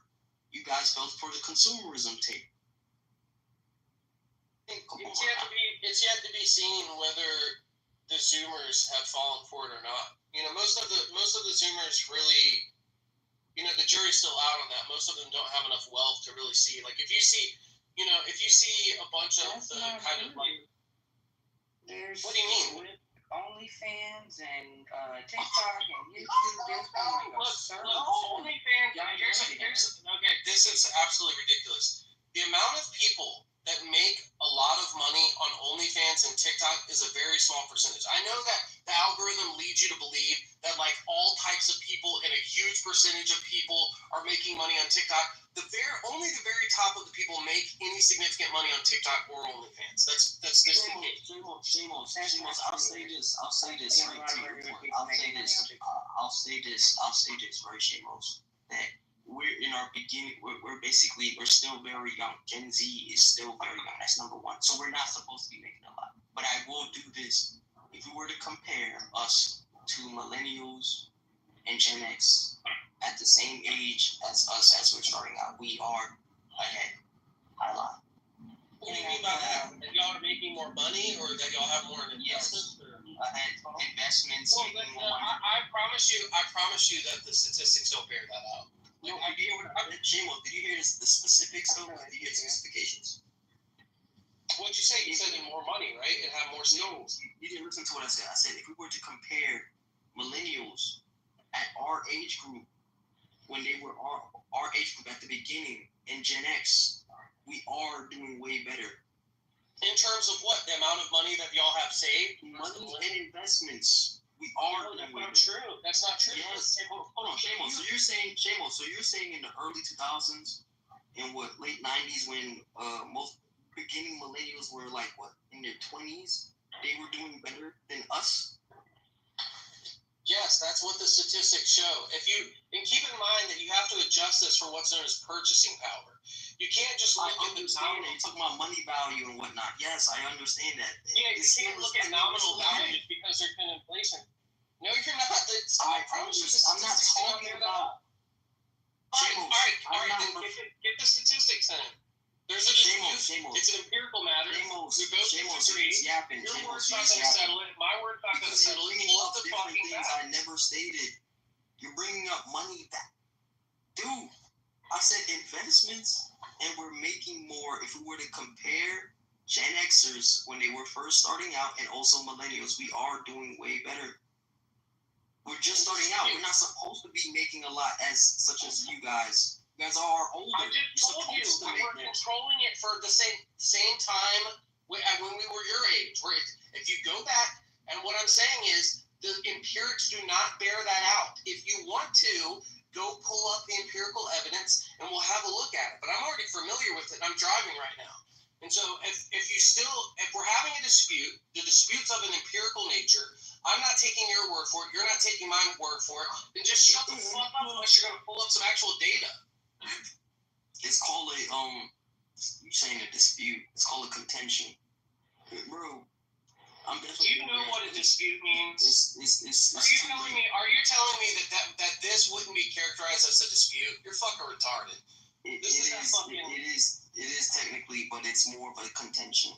This is my contention. That sounds like some like little semantic squabble for you to try to sound smart, but you're not making a point. I'm not making this a semantic squabble. What are you talking about? Do you know what a semantic squabble even is, dumbass? Yeah, Argue over the definition of words. Wordplay. No, it's when you argue specifically over the definitions of words. I literally just said that. I literally just said word games, wordplay. So this isn't a dispute over the definition of a word? Nigga, I made my statement and I left it at that. What are you talking about? What do you want to do? I'm just saying, it sounds like you're just nitpicking now and reaching. You know? Nobody's nitpicking. I made my statement and I left it at that. What's the problem? All right, whatever you say, dude. Exactly. Like, dude, bro. I mean, you're the one bringing up little bullshit points. Like, this isn't a dispute. To your goofy ass. Dude, you're the one bringing up bullshit points because you know you're cooked and you're too lazy to look up the fucking data. No, it's not a matter of not bringing up the facts in. That's number one. Number two, I already know how you play. This discussion can be good. See, you won't do it. Yeah, no. Bro, you're like literally 25 seconds away from ChatGPT something. You got the most powerful AI ChatGPT. Wait. Hold on. I am not a young Gen Zer. I don't rely on ChatGPT. I don't know if you can hear me, but according to Grok, it says she's a millennial, Shamos. No, we're not talking about nominal income. Gen Z young adults in 2025 have a higher nominal income. We're not talking about nominal income. 2000. You said purchasing power. So yes, nominal income is the exact opposite of purchasing power. Hold on, I'm getting to that. I'm reading the whole thing. So that was for nominal income. For real purchasing power, that's not what we're talking about. Inflation and cost of living, millennials had a greater purchasing power. Housing, education, and essential. That's what I said. There you go. Brock says you're wrong, little nigga. Brock said you're wrong, little nigga. Is what I'm saying. Wait, no, we're not because hold on. Let's fix it. Listen, I told you. Alright, these folks are getting out of line. Shamos, you just told me. Look, this is why I don't like having discussions with you. You just told me not to, like, for using ChatGPT or AI is bad. She uses ChatGPT, now you're approving it? No, what I was suggesting is you should look at ChatGPT. She's a dumbass stuff. No, I was suggesting you should ChatGPT, dumbass. You're an idiot. This is why I don't like talking to you. Look, stop being obstructionist. What I was suggesting is you should ChatGPT. Because I can't pull up the data. It's 5 a.m. though, and I have shit to do. The problem with you is that you only approve of something when it helps you in an argument. No, that's not true. I'm not saying. Listen, I'm not saying that ChatGPT. She just used AI, and now you're approving of it. Bro, I was trying to get you to fucking do that from the very first. I'm not the hell up. No, you wasn't. Because I don't even use AI for anything. I don't use AI for debate. All right. Are you retarded? Look, it constitutes evidence against your position. Okay. So that you can say some bullshit like that when it approves of your stance. So far, see, this is how slimy y'all fucking little niggers are. You get all slimy when somebody presents evidence that goes against what you're saying. You're the one denying evidence here. What I'm saying is, on the face value, this is evidence against your point. She said that in purchasing power, millennials had greater purchasing power at the same age than your generation. You're cooked. Unless you marshal some evidence to the contrary, it stands. Thank you, Liv. Yeah, because he's a fucking clown. He's like the little resident YN that's literally fucking retarded and can't make any. Bro, this isn't a dispute. This is more of a contention. Could you imagine some dumb little nigger saying some shit like that and trying to think it was gonna slide by? And then the moment someone pulls up evidence for what we were arguing for in terms of purchasing power, he's wrong. And then he starts saying, "Oh, you trust ChatGPT. He's willing to deny anything when there's evidence." But that guy is one of the most dishonest motherfuckers there ever was on this platform. I just argue with facts and evidence and logic. Anything outside of that is just completely unnecessary to me. Yeah, that's a good place to be. That's what you should do. It's called reality. And just be honest with yourself. Let the world provide honest feedback to you in your existence. Don't be delusional, and you'll be all right. You might not hear everything you want to hear. Life's not pretty. It's not going to all conform with the way that you want the world to be. but at least you'll be in good standing to understand how things actually operate. So that's the best way to approach life. That dude's a clown. Yeah, you were trying to drop truths. Everything you said was accurate. However, you got to be careful rolling around with pigs, bro. That's just to get you all worked up. Sometimes you just got to let them go, bro. You'll have to learn on his own. I don't understand why these pro-African, Pan-African, whatever, why they don't just leave, man. You notice a lot of them are here in the United States, just staying here, preaching about how much they want to go over there and be little dirt dancers and shit, but they never fucking leave. They always manage a state. What's a Pan-African? This one's new to me. What's actually funny about that? Yeah. What's funny about that is the best thing that ever happened to those guys was being brought over in the slave trade. Like, their lives are markedly better. Like, yeah, I get it. Like, there were people, their great-grandfather, great-great-grandfather, they had to suffer and shit like that, and they had hard lives and stuff like that. But a lot of them, in the most equitable time ever, still complain about racism when they've like never really been faced with actual legitimate racism. The Nigerians that sold the slaves into slavery want to be the slaves now. I see. Yeah, that's what I'm saying. That's what I'm saying. And so ultimately, they can talk about how bad America is, but all the Africans would literally kill to be in your spot. Would literally kill to be in your spot. Strongly, as a person that has visited and lived in an African country, and visited multiple African countries, I would much prefer to pay $700 a year in rent and have a maid and a pool and a mansion than live here and why did you come $700 back? Why did you come back? And no one's disputing that the cost of living is cheaper, but the idea is that a lot of people over there don't have good jobs. For the lucky few that actually have good jobs over there, they get to enjoy the benefits of cheap cost of living. But the whole idea is, in most places, I can go over there $1,000 a month. I can have a whole house full of black maids that have HIV. Yeah, no, that's true. But let me tell you something that's almost a general rule that's true. Most places that you can go to that have a very cheap cost of living, it's because the average person over there makes very little money. Like, think about it. If in Thailand, in the Philippines, and all these places that these expats go to enjoy, a good dollar prices and low cost of living, what you're going to find is most of those people that live in that area live in abject poverty or very close to the poverty line, and in very, very bad unsanitary conditions. I don't think you understand the poverty line. I grew up in South Georgia, redneck, poor motherfucker, and when I went to Iraq, I understood what the poverty line really was. I don't think most Americans even understand what poverty is. Well, that's not what I'm claiming. I'm not claiming. What I'm saying, I'm talking about places like Thailand and the Philippines. So it sounds like the point just went straight over your head. I've been to Thailand and it's very clean there. I haven't seen any dirty rundown. Yeah, it's very clean in the tourist areas and stuff. It actually, even then, it's not very clean. I wouldn't consider that very clean, but it's probably about as clean. It's probably close to about as clean as some of these Democrat-run large cities in San Francisco and shit like that. So that's probably true. But if you were to go out for example, I can show you video in the Philippines where they live basically in mud flats, and their houses are on stilts, and most of the bodies of water there is just full with their feces and their garbage. They don't have anywhere else to put it. It's absolutely disgusting.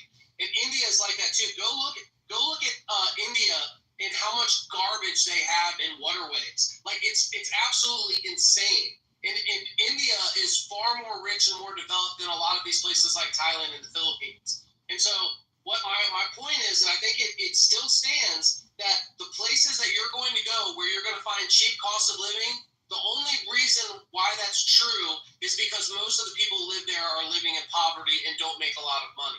So my point is that for you saying, they can have $700 a month, live in a badass house, have maids over there in Nigeria, that's true for the people that have $700, make $1,500 or close to $2,000 a month. Most don't. Okay, so for the very few. Over there. What's that? Because it's $700 a year over there, and that's for like the luxury areas. The way that it's set up in Africa, like you're absolutely right. In those areas that are slightly cheaper, there is a lower cost of living, therefore people make less money. But you have to understand the tax that we pay just for living in America in general. Everything here is 3 times as much as it is everywhere else. So even if it's a lower cost of living, like the hood is like you said, uncomparable to here in America. So when you live in the hood over there, it's actual poverty. That's real people actually living off the land. Do me a favor. I'm driving down the road. If you got Grok open, do me a favor. In the Grok, put median income for someone in Thailand. The median income in Thailand, okay? And then in Grok, what is the median income of someone in America? Okay, and now you're conflating like multiple regions of currency. You know that if you make more than $35,000 a year, you're in the top 1%, or I'm sorry, the top 10% of the world. Yeah, that's my whole point. But it's relative though. No, but I'm making a relative point. Listen, so you don't even understand the point that I'm making. Her claim was that over there, everything is 3 times cheaper, and over here, everything is 3 times more expensive. But what I was going to show her... It may be 3 times cheaper over there, but it's 3 times harder to get it. Listen, let me make the point, because it sounds like you're confused and you don't understand. I've been to Africa, have you? I don't see how that's relevant to what's being discussed right now. That sounds like a red herring. Nice try, though. Nice try. Very little effort. Where have you been in the world to understand your geo-economical understanding? Where have you been in the world to understand? If I haven't traveled, is the point wrong because I haven't traveled? Because that's ridiculous. That's a fallacy. That's a logical fallacy. Go there and live there and be amongst the people to understand how they're I'm driving. What's the median income in Thailand? What's the median income in Thailand? What's the median income in the United States? And if you're arguing that everything is 3 times more expensive here, I would argue that the median income is going to be more than 3 times. And we're going to make like 10 times more. The median income is going to be like 10 times more. And then so you're making 10 times more money, but things are like 3 times more expensive. Okay, so overall, you're making out in the deal being over here. That's why everyone wants to come here. There's a reason why the U.S. has the most robust capital market on the entire planet. Okay? It has literally the most robust economy and one of the highest standards of living in terms of median income than anywhere on the planet. There are places that are slightly better, but it's one of the best, and that's why so many people and migrants want to come to America. Okay? Yeah, and so real quick, Shay, the median income in Thailand, if you exchange it with U.S. currency, is about $8,900 US. Okay. What's the median income for the average American, or the median income for an American? Give me a second, let me punch it. So 8,900. Let's just call it 9,000. That's actually quite a bit higher than what I thought. But I still think the point's going to stand.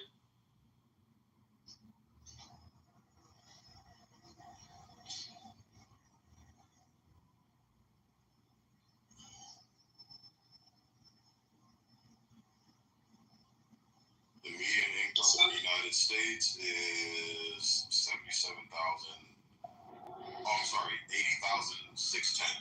So you're talking 10 times. Yeah, it's 10 times more. Okay, well, that's also higher than I expected as well.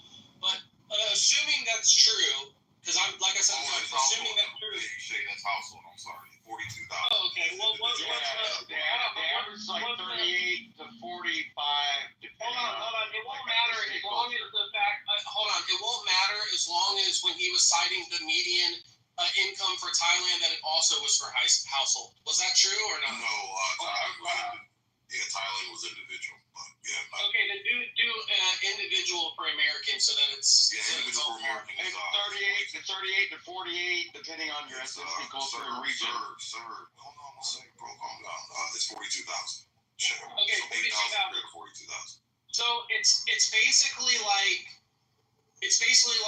4.5 times more. And so assuming that even what she was saying is right, which I'm not saying that she's right, but even if things were 3 times more expensive over here, you're still making out in the deal by making 4.5 times more money. So it's still better to live here. But you're not making 4.5 times more money. It's harder to work here. It's a lot less. It's a lot less money here. It's 7 times more money in Thailand.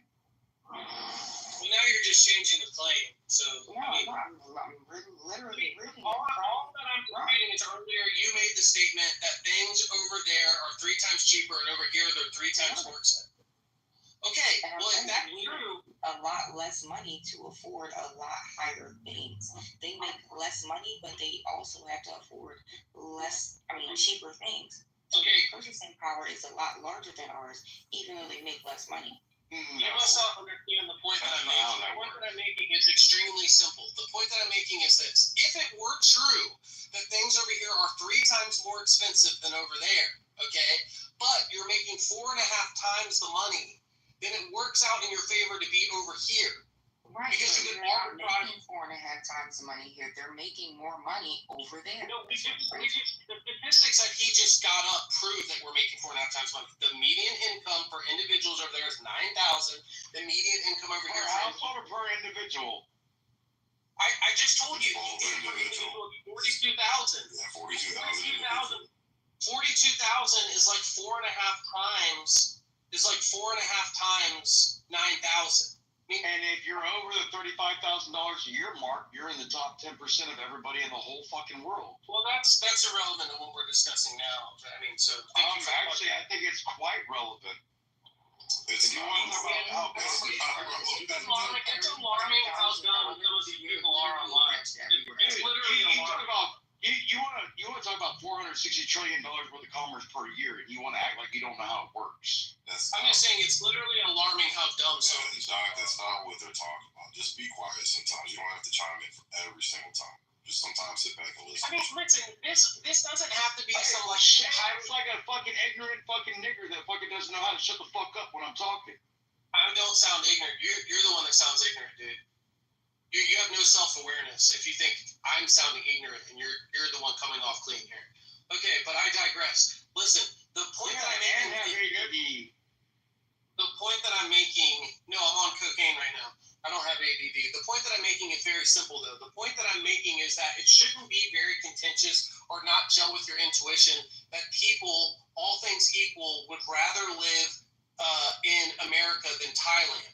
And if people in Thailand had the choice to basically come over and get free citizenship in America and try things over here, they would. And the reason is because there's more opportunity over here and there's a better standard of living and people make better money. Okay? That's why Mexicans want to come here. That's why Latin Americans want to come here. That's why a bunch of other shitholes all across the world would like to be here. Okay? And this shouldn't be contentious. Why is it so evil? Why do you want to live in a white man's land? The problem with what I see with that is it's mostly the poor and underdeveloped countries that want to come here, not the ones that are doing well off for themselves. They usually stay where they are. I mean, you're the one that brought up Nigeria. You're the one that brought up Nigeria as if it's just a great place to go. Right, I'm saying the well-off Nigerians aren't coming here. The poor Nigerians that can't afford to live in Nigeria, sure, most of the Nigerians are poor. The point is that is not going to come here. Yeah, the point is that most of the Nigerians are poor. I get it. I get it. That the rich Nigerians don't want to come here. I get that. 70% of the entire country is poor right now. What is your point? No, but look, you're not really saying anything if what you're saying is really rich Nigerians. The point that most of the Nigerians are poor, then you have to look at your own country in which the majority of Americans are poor. But the point is, guess what? The poorest of Americans, the bottom like 10 percentile of the poorest 10% of Americans are still vastly richer than the bottom 10% of Nigerians. That's all. Absolutely, I agree. So that's the whole point. You're still worse off over there in Nigeria than you are. That's my point. It's not contentious. This shouldn't be some big debate and highly contentious. This should be fucking straight up obvious. It just shows that you guys are just full of shit that you would even sit here. We're comparing living in affluent neighborhoods in America to living in the hood in other countries. No, we're comparing poor neighborhoods in America to poor neighborhoods. That's what we're doing, Ms. Fixit, is that we're comparing poverty in the United States compared to poverty in Nigeria. The poverty is still worse in Nigeria than it is in the United States. Much worse. I agree. What about Brazil? What about the favelas?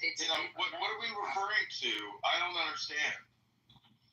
Like, what, are we just comparing, like, who's the fucking poorest of us all? And mirror on the wall, who's the poorest of us all? Whose ghetto is the rapidest, like,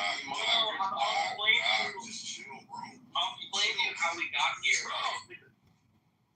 I'll explain. Hey, I know you ain't talking to me like that, Stick. You're being annoying right now, so bye. Go sit down in the kitchen, go make a sandwich, bye. Go ahead, shit, you got.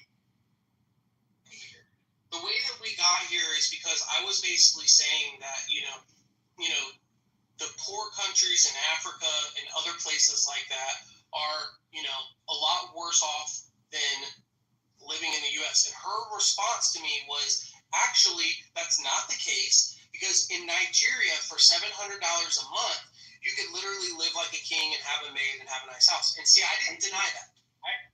I didn't deny that you could live really good in Nigeria for $700 a month. It's just that the vast majority of people don't make anywhere close to that. So what you're basically saying is a very small, very lucky minority of people are able to live well in Nigeria, where most of them live absolutely like shit.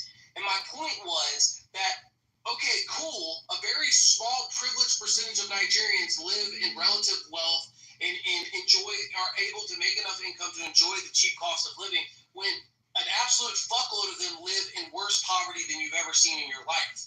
And what I was basically saying is, on par, stone for stone, poor against poor, bottom percentile against bottom percentile, you would rather be poor in America than you would rather be poor in Nigeria. You would rather be the median person in America than you'd rather be the median person in Nigeria. You'd rather be in the richest 5 percentile in America than be in the richest 5 percentile in Nigeria. So stone for stone, each way that you look at it, you would, every single strata, it would be better to live in America. I can agree on the poverty level. I can't agree on the level of affluence that they have. So, like, their level of luxury is a lot different than ours. Their level of affluence is a lot different. I agree completely on the poverty. There's no comparison in the poverty in Nigeria than it is here. However, like someone else was saying, if you take that same $35,000 you're making here and go over there, you will have a significantly better life. You will not be living in poverty anymore. So the poverty level goes down. Yeah, I agree. But see, if you have a bunch of money saved up and you want to go be an expat and go, live in some, rundown country or whatever, and take advantage of the fact that you made most of your wages in America, and then you can enjoy the benefits of those wages in a place where, you have more purchasing power because the whole place is, has a degenerated economy, a really unrobust monetary system, et cetera, then that's fine. But what I'm saying is, ultimately, unless you have a bunch of money saved up, it's not something that you can just go over there and do. If that's only for the people that have a bunch of money saved up and like that. And another thing you have to consider is that even though you have a bunch of money saved up, it's not like, keep in mind that you might live in like the nice part of Nigeria, but you're still going to be around a lot of people that are living in even worse poverty. And there's like gang rapes and like rape gangs, and there's going to be a rape gang 4 or 5 miles from your house, no matter even if you live in the rich neighborhoods. And so, like, it's not all fucking fairy tales and sunshine and rainbows over there, okay? It's not fairy tales and sunshine and rainbows over here either. We have school shootings, mass shootings, all types of things. There aren't rampant rape gangs in the United States. There aren't rampant rape gangs in the United States. There definitely are in Nigeria. There aren't open-air slave markets in the United States. There are in Nigeria.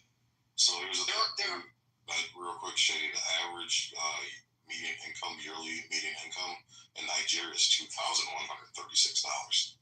Yeah, and so think about that. Let that sink in. Let that That's a sink. lot less than ours, so.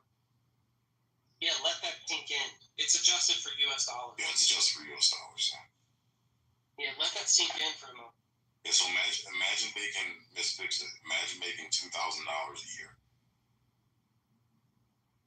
A year? Yeah. A year, yeah. I mean, if the housing is $700 a year, then it's like, you know. Yeah, but again, kind of balances out. But here's the thing too. Let's say you were able to save up a little. Let's say you were able to save up $250,000. And you're like, fuck this, I'm packing my bags, moving to Nigeria. The odds of you being able to find income to sustain that are slim to none. You probably end up running out of that money very quickly, and then being right in the poverty, impoverished areas that most Nigerians are at. Yeah, and another thing that if we were speaking in terms of just solely living off of the economy of Nigeria, I completely understand that. But we live in 2025. We can make money plenty different ways now. There's money online. There's work from home jobs. There's plenty of different things that you can do. And we can't say that people in Nigeria haven't figured out things to do. That's one of the highest billionaires per capita in the world. Not the highest, but only because of rampant corruption. Oh, for sure. But it's not because of innovation. You know, we have a lot of billionaires because there's literal tech innovators in America. There are people that innovate technology, and there's a lot of billionaires. There's a lot of people. They have child internment camps making those iPhones in Africa. Yeah, that's what I'm saying. It's not a good place to live. And I wouldn't be singing the praises of fucking Nigeria. I really wouldn't.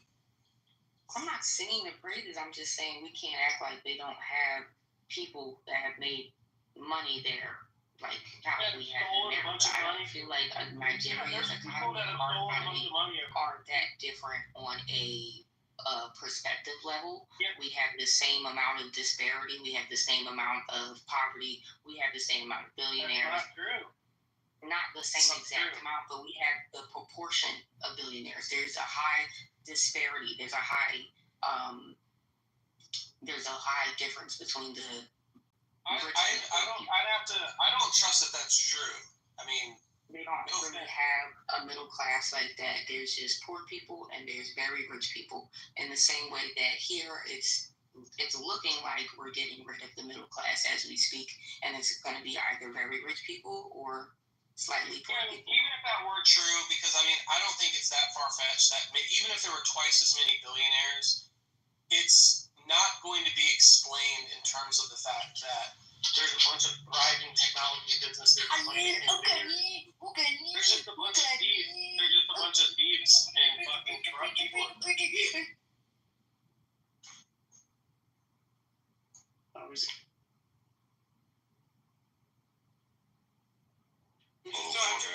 saying, be happy that you're in America. A lot of American blacks like poo-poo on America, and they're always talking about Africa as if Africa was a shithole. Your tribe was conquered by another black tribe, and they sold your ass into slavery. It's the best thing that ever happened to you. They literally wish they would have been the slaves. Their lives are shitty. Their lives are great. Most Africans despise American black people. They literally hate your ass. I agree that is not the best thing that ever happened to us. I think we were perfectly fine. No, okay, no, it was definitely the best thing that ever happened to you, because the alternative would be your ancestors didn't become slaves, and then your ass would still be in Nigeria making $2,000 a year and living like shit. So yeah, it is the best thing that ever happened to you. Be sure that that's the case.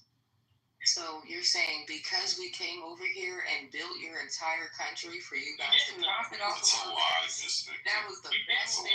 So the best thing that could ever happen to us is that we were raped out of 400 years worth of money. You didn't build this country. We were kicked out of the places that we actually built for you guys. That's a lie. And then forced to live in damn near fucking poverty. That's Listen, you didn't build the country. I know that that's a meme within the like Black America, but you did not. Let me just be honest with you.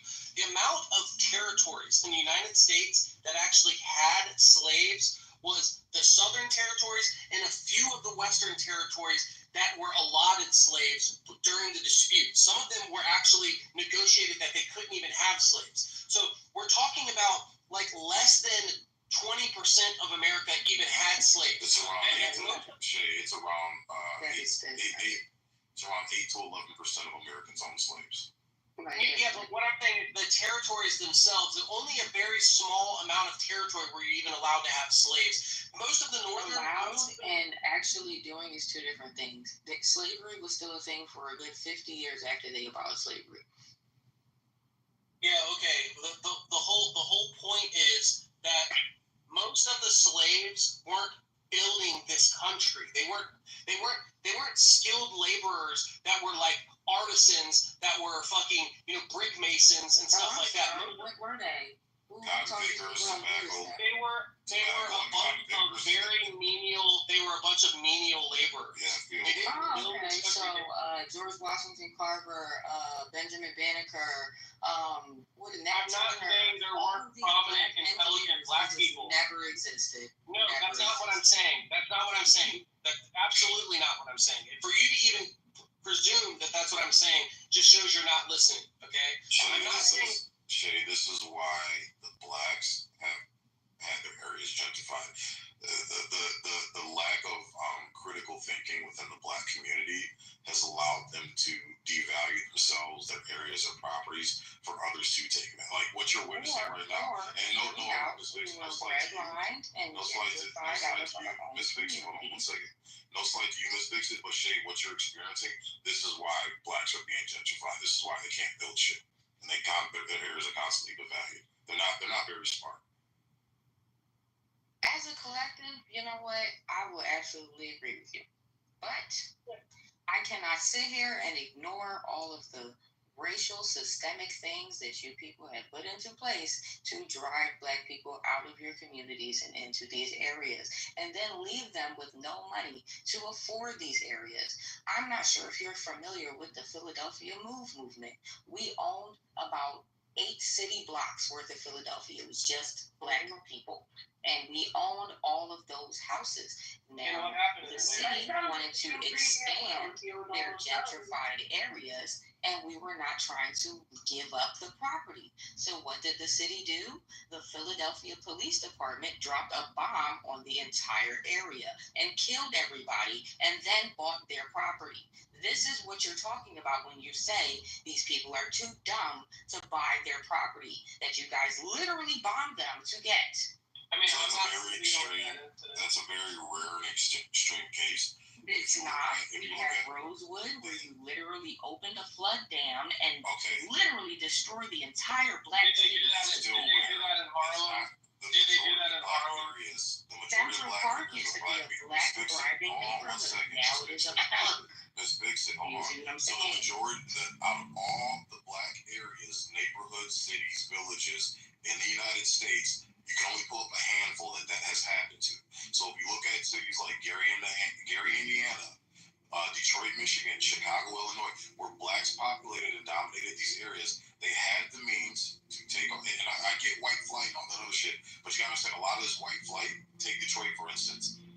The white flight happened after the racial riots. Blacks went in Detroit in their own cities, burned it down, tore it down, and destroyed the businesses. And the whites were like, fuck this, we're not living around this, we're getting the fuck out of here. So the blacks have destroyed their own cities where they could have thrived and could have had an abundance of wealth that was built and sustained by blacks. But they chose to tear it down and run everybody else out of there. And that's what you currently see in most all these cities: Philadelphia, Baltimore, Detroit, Chicago, Gary, Indiana, Compton.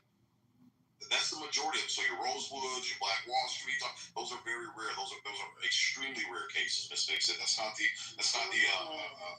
black neighborhood in every single state in this country. There were major black cities in every single state in this country. Yeah, but what are you saying is rare? No. He's not claiming that black-dominated areas are rare. Oh my God, this is terrible. What he's claiming is that incidences where they physically forced you out, killed you, burned your property in order to steal it were very rare instances. If you were to take the majority of black property that has changed hands from blacks to whites, it happened in a non-violent, completely capitalistic, economical, fair economical manner. Okay. That is not not true, or the 2008 housing bubble would have never happened. The 2008 housing bubble happened because you guys redlined the black people out of all of their houses and sold them houses that you knew they could not afford. That is the problem. If you tell someone that they can afford it, obviously they're no longer. This is insane that you would even cite. This is crazy that you would even incite that the 2008 financial crisis was all a big ploy to steal a bunch of black property. The 2008 financial crisis happened because the entire mortgage and banking system was severely over leveraged, and they had lowered because they gave these houses to people that could not afford them. You're missing that part.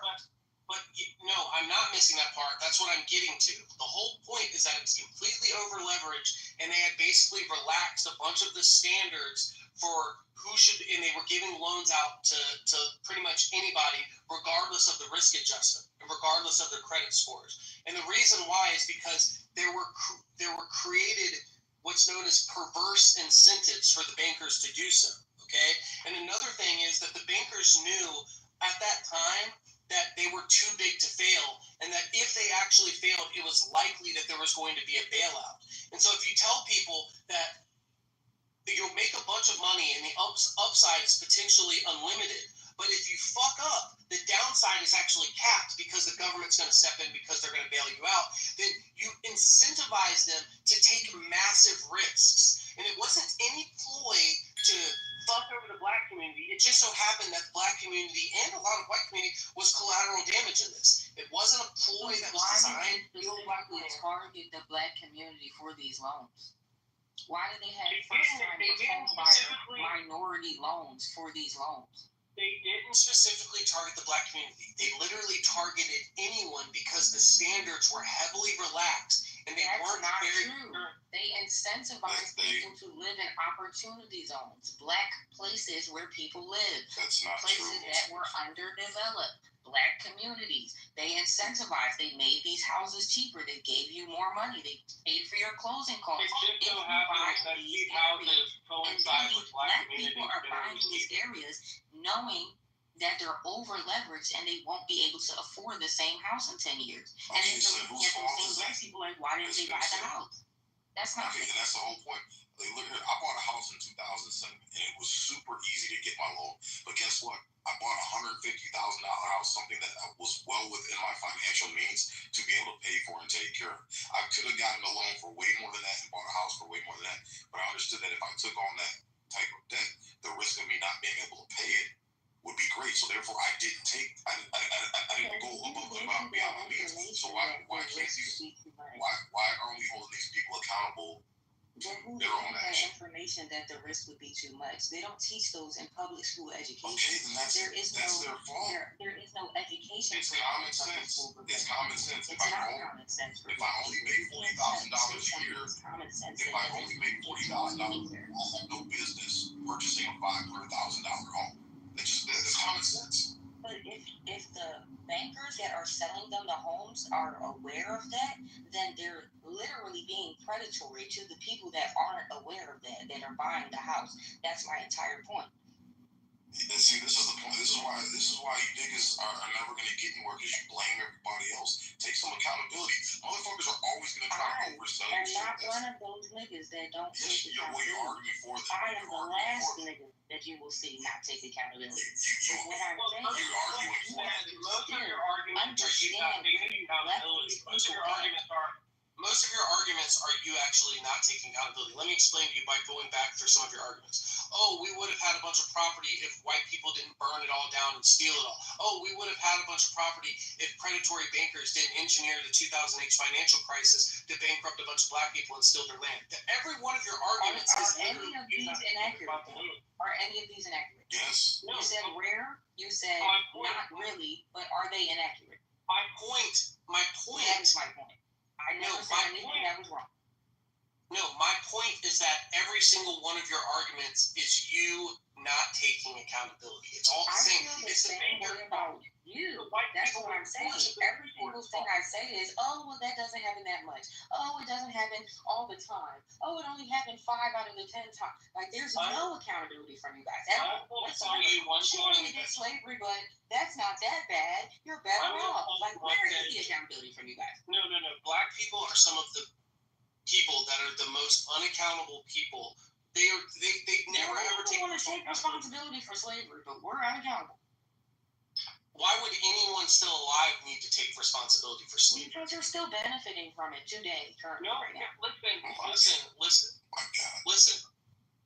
Only a very small minority of very wealthy white people even had the privilege to own slaves. You see how everything goes back to only a very small or only this many, but somehow all the black people are still messed up. Because their parents saw it. The black people are messed up. The black people are messed up because they don't invest in their communities. And literally, the black people were on track. And what's actually funny, and I think this is one of the most important points that I do make when I talk about this stuff, is that if you go back and you look at black communities, black families in the 40s, 50s, and 60s, okay, what you'll find is they actually had a lower divorce rate than their white counterparts at that time.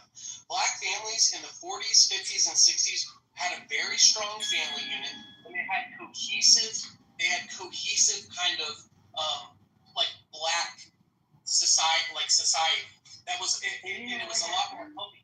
No, let me explain. Before you cut me off, let me explain.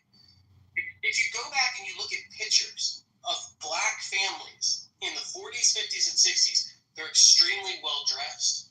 They're going to church. They might not have the best clothes, but they wore their best, and they weren't all thugged out, blah blah blah, wearing changes up. They were wearing top hats. They were basically what like a wholesome idea. And then what happened is the 70s, 80s, and 90s.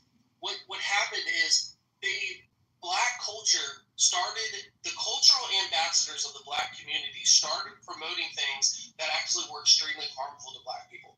The main thing, and this is what Kanye West speaks of about, and I think it's a very important point, is that rap culture and all of the cultural ambassadors in the black community that are actually side by side and promoting rap culture. If you look at all the athletes that made money, they all promote rap culture. If you look at most of the black comedians and entertainers, they all promote rap culture.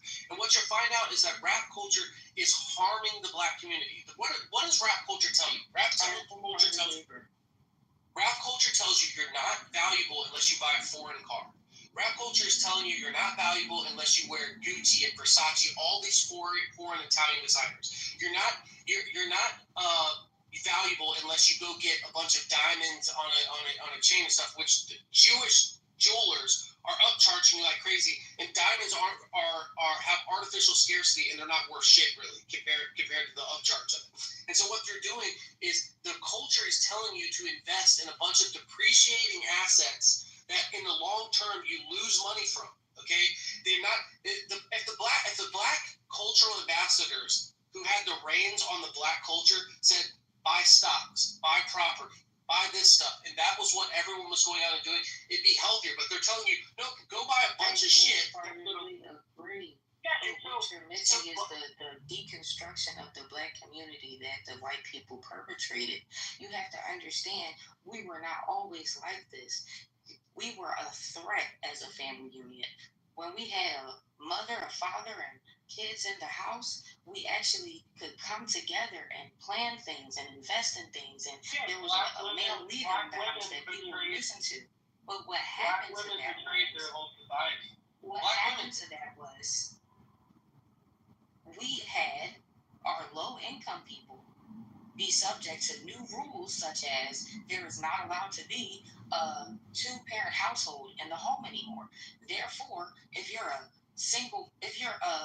not married, your counterpart, your child's father could not live in the house anymore. Right, but it wasn't. They are no longer allowed in the house. Black women, hold on, this is a major point. There's two ways that could have gone. Black women actually betrayed black people. Well, black women are the most dangerous enemy of the black man is not a white cop, it's literally the black woman. The black woman basically sold out the black men, kicked them out of the household for government checks. Now, there's two ways the black women could have responded to this. One is You say, hey, they're not going to give it. Hold on. Listen to what I'm saying.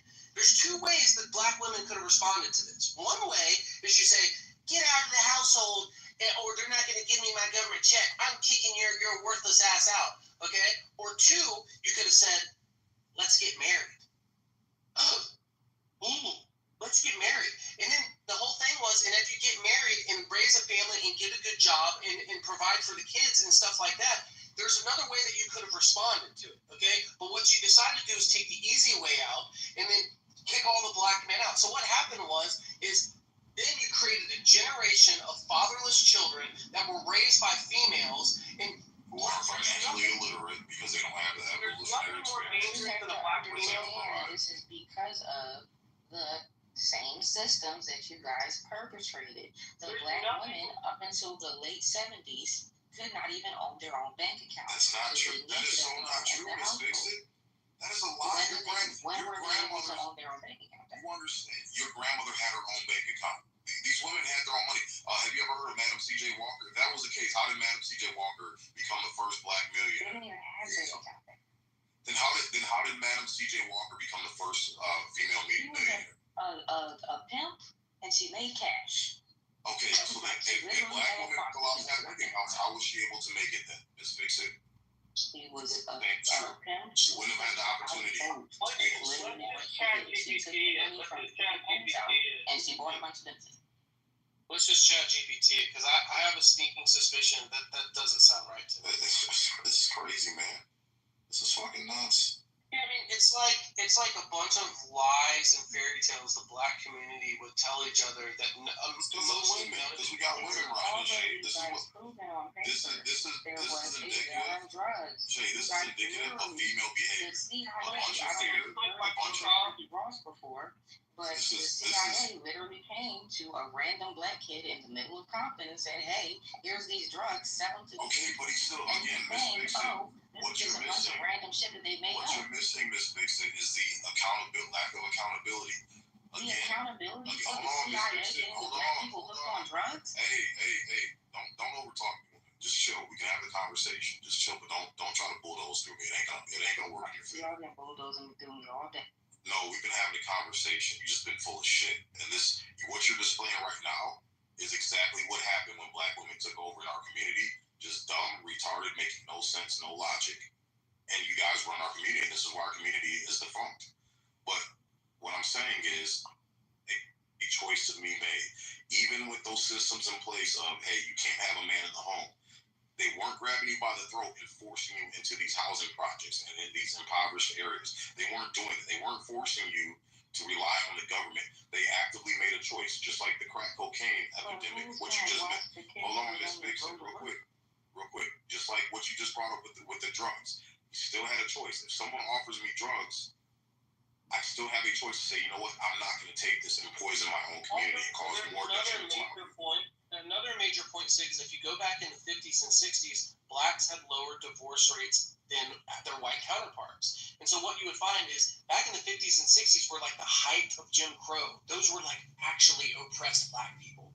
Actually black people that faced real fucking racism, not this fake ass crybaby type of racism that you think that you've experienced. These people were in the height of Jim Crow, drank out of different water fountains, were not served at white West restaurants, were sitting in the back of the bus, and they had higher fucking marriage rates and lower divorce rates than their white counterpart. And so don't sit here and say that, oh, it's just because the economy's bad. Those guys they made less money than the average one does now. Okay, and things were much worse, and they were actually legitimately oppressed, but they kept their families together. So it's not explained in terms of economics, because black people in the... I looked up the thing on ChatGPT, and it said the Equal Credit Opportunity Act of 1974 was the definitive milestone that ensured black women could open bank accounts. So I was actually right about that. What does definitive milestone mean? You're saying that no black people before that had bank accounts? It said while there were some instances of black people having bank accounts as early as 1862, widespread discriminatory practices by white-owned banks often restricted black women's ability to open accounts, especially for married women needing spousal consent for those facing racial bias. So what I was saying was, it was very hard for Black women to live independently by themselves. And by kicking the Black men out of the home, getting them hooked on drugs, or forcing them into some type of violent activity to provide for their family, you are essentially deconstructing the Black household. Therefore, there is no leader for that household. Therefore, there is one overworked mother with nobody to watch their kids while they go to work. Now the kids are at home by themselves to fend for themselves, and now they're figuring out all these bad things to do, and now we're perpetuating the stereotype that we see right now. They made a choice to trade in their husbands for Uncle Sam. That was the choice they made. They didn't have a choice. They grew into it. Then please explain the process of how they were forced, grabbed by the throat and forced in that position. Please explain. So the people that were living with their husbands were immediately told that they could no longer live with their husbands. Their husbands were no longer allowed to live in the home. They therefore had to figure out how to work for themselves. They had to go and find a job or something, some way to provide their own income. And their husbands are now homeless on the street. That's not how they get addicted to some type of stuff. This is insane. This is actually insane. You should be ashamed. We can chat GPT this. We can whatever. Listen, let me explain to you. We can chat GPT. You should be ashamed of yourself, and I'm going to correct you, and then you'll understand where you went wrong.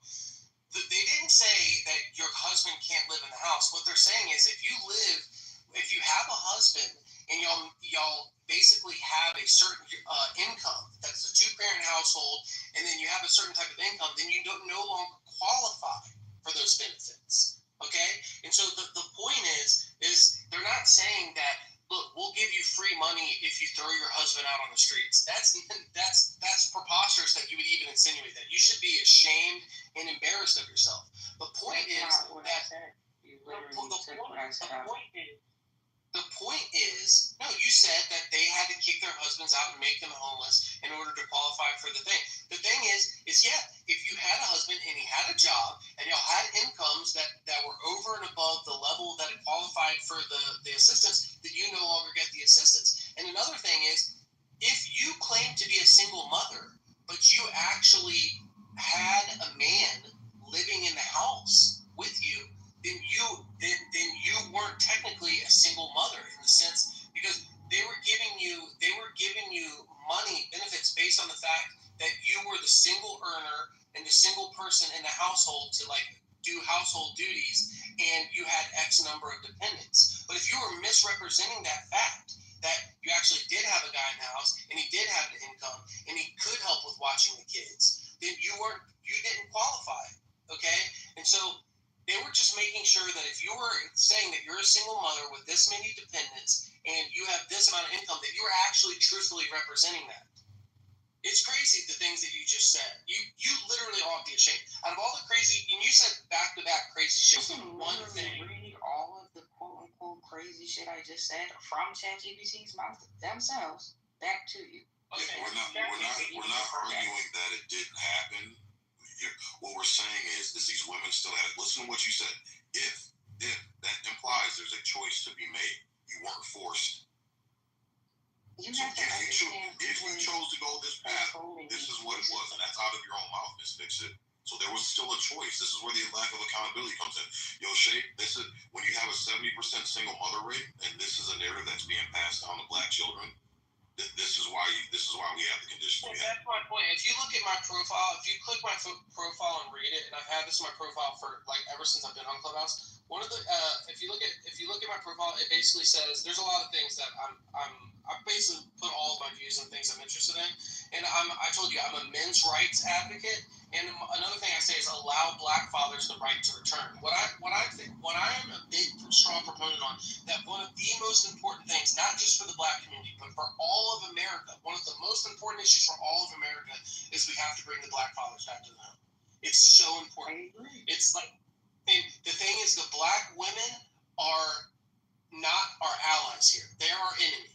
Okay, the Black women are the one that calls this. You have to understand how we feel, though. Like we've been abandoned. Talk about your feelings. You know what I'm saying saying the men need to make a coalition. I'm willing to, as a white man, to join with my black fathers arm in arm, and we create a coalition of men's rights, because we can't trust you. I don't give a fuck what you say. You're the one that betrayed the black men. You're untrustworthy. I don't care about you. Yes, you are. Incentive. Why are we blaming it on the people that made the choices and not the people that gave them the choices? Because you were the ones that made the choices to take that bullshit handout. What if they would have gave them better choices to make? Don't you think they would have made better choices? Because once the government gets involved, you guys took the bait that the government gave you. Do you understand that whole? Do you understand that whole? That wasn't even the main factor. Miss Fixit, do you understand? ChatGPT has said the economic shifts and the deindustrialization. Miss Fixit, do you understand the whole paradigm shift in the 60s? Miss Fixit, do you understand the whole paradigm shift in the 1960s between Lyndon B. Johnson and Barry Goldwater? Why they started offering black women that bait? Do you understand why? That whole paradigm? Because of deindustrialization, there was no more factory jobs. These men they worked in his household no longer had jobs. There were no. You haven't even done your research, man. You haven't even done your research to understand why all of that took place with that election. While I'm talking to you. Okay, do you understand that racism was dying? The Democrats needed racism to stay in power. When did it ever die? Shut the fuck up for 2 seconds and I'll explain it to you, because clearly you haven't read and done your research. So do you understand? Do you know who Barry Goldwater is? No. Then you don't know, man. This is all part of the factor on why you had the Great Society Act, why the Democrats started shifting away from making themselves look like they weren't the racists and the arbitrators of anti-racism and wanting to be black people's friends. Do your research, and then maybe you'll have a better understanding of why this shit comes into play. So, this is why, man. Pay attention, folks. This is who's raising our black kids at a 70% rate. This is why we got all these YNs running around being stupid. This is why. For the last 7 decades, this type of mentality has been raising our fucking black sons and black daughters. This is why we're fucked up. What type of mentality? What you're displaying right now. So if you go back, go ahead, Pepe, I'm sorry. I'll let Pepe talk. It's just good. Yeah, that is the weird thing, is I see black women and black men shit on each other, but what I can't help is that undoubtedly these young black men have been raised largely by black mothers, and I can't help but think all of these women that have undoubtedly they have sons and daughters that they raise themselves, and they act a lot shittier than like they did in the past. And absolutely. There is no black guidance anymore. There is no family unit for the black community anymore. There's no elders that we look up to. There's nobody that we look to for moral support or anything like that. And like he was saying, because of this stereotype that we're perpetuating with the rap music, it's only getting worse. We're only promoting things that are hurting the black community. But I think, in my personal opinion, since the Jewish people are the ones that created these labels and hired these black rappers to rap about these things and will only let them rap about these things, that I feel like it is the Jewish people perpetuating this stereotype onto the black community. But if black people in mass said we're not going to fall again, where's the accountability? They're not grabbing black people by the throat and making them do it. We still have a choice. It's not about that, but you have to understand how propaganda works. You are attacking their subconscious. I'm fully aware about subconsciously making them more likely to do the things that you want them to do. Ma'am, again, if we as black people said, hey, you know what? We see a group of people who's exploiting us, we can come together collectively and say, hey, we're not going to fill those roles. We're not going to take those roles. That was the whole Martin Luther King movement. But so then stop blaming Jewish people, man. We still have a cognitive. We still have a cognitive mindset to say, even though people are setting the traps, we don't have to step into the traps. That's the problem. That it's a trap in order to get out of it. You do know it's a trap because you understand that, hey, if I sell drugs, I understand. Those people outside don't understand. Okay, and because they're being raised by women like you who keep making excuses and pointing the finger at everybody else. I personally don't feel like victim blaming is the answer to anybody's problems. I feel like if both parties would take equal accountability, then we could both move towards something together. But instead, the predators, the perpetrators, would like to blame the victims and say, and say, oh, victim, I know we just hurt you multiple times, but just get up, brush it off, figure it out. I just don't feel like Glorilla, Sexy Red, Chief Keef, Lil Durk, all these motherfuckers could actively say, hey, you know what? If all we do is rap about kill, murder, having babies out of wedlock, abortion, hold on, Miss Fiction, be quiet, man. This is y'all's problem, y'all. Shut the fuck up. Black women, just shut the fuck up and listen to a black man that's trying to give you some fucking science. This is the problem. Y'all are so fucking opinionated because y'all are in your fucking feelings. Listen to what you said. I feel. Nobody gives a fuck about your feelings. We're talking about the real here. Speak on my personal opinions. I can't. And that's the point. It's not about your personal opinions. It's about reality and how the real world works. You guys look through this selfish,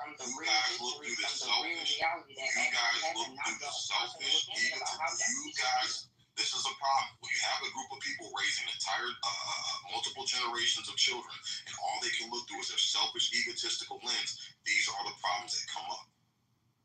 The world is bigger than your little feelings and your little lens, man. That's the fucking problem. And what does that mean?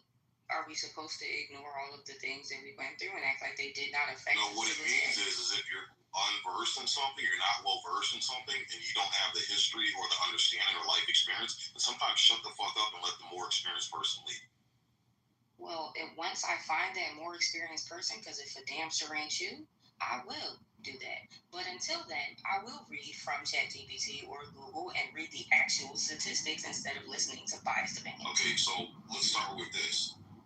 If you want to talk about the political paradigm shift that got blacks into the position to where these black women fell for feminism and fell for the bullshit Great Society Act, start there. Read up on that. Do your research on that. Key factors contributing to the decline of the nuclear black household. Number one, economic shift and deindustrialization, loss of low-skilled jobs.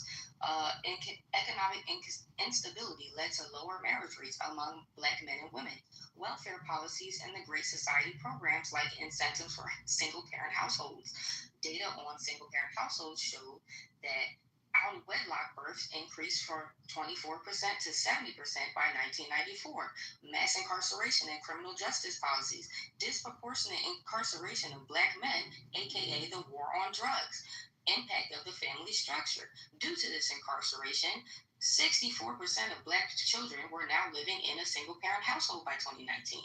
Changing norms around marriage and family. The broader decline of the nuclear family across all racial groups, driven by cultural shifts towards individualism and women's workforce participation, also affected black families. The Moynihan Report and Stigma from 1965 said that black single-mother households described it as a tangle of pathology, basically saying that black families, hold on, I'm trying to read it. It says black families did not want to address systemic issues. Rather, they would rely on these social programs. So now we have a bunch of people relying on these social programs. We have the fathers of these children, they're all in jail, or they're all in the gangs, or they're all doing something illegal because they lost their factory jobs. And for some weird reason, none of this ever affected the black household because they could have made the choice to do something else. All right, I'll let you go on that soliloquy. Now shut the fuck up, mute your mic, and hear me out. So what you said, yes, is a piece of the puzzle, but it's not the full fucking puzzle, and that's what I'm encouraging you. You got to. That's where I'm asking you to show me what the rest of the puzzle is with actual real information and not your. Go down to the kitchen because now you're being disrespectful. I just sat there and let you run through that whole fucking bullshit. And I asked you to be quiet while I respond. You're the fucking problem. You exactly are demonstrating what the fucking problem is. Dig a little bit deeper. It goes deeper than that. Shay, understand racism was dying in America. Or not Shay, but what's her face? Racism was dying in America. This is why Barry Goldwater started getting more people to recognize, hey, it ain't about fucking racism. The government is the one that's fucking you over. And more people started getting smarter and realizing, hey, you know what? This man's fucking right. And he started gaining traction, and the Democrat Party started losing fucking traction. Because racism was what was keeping the Democrat Party alive. That party was built on racism. It was promoted on fucking racism. But people started getting smarter and said, hey, you know what? Maybe it ain't about race. Maybe it's more about class and the government fucking everybody over. So what they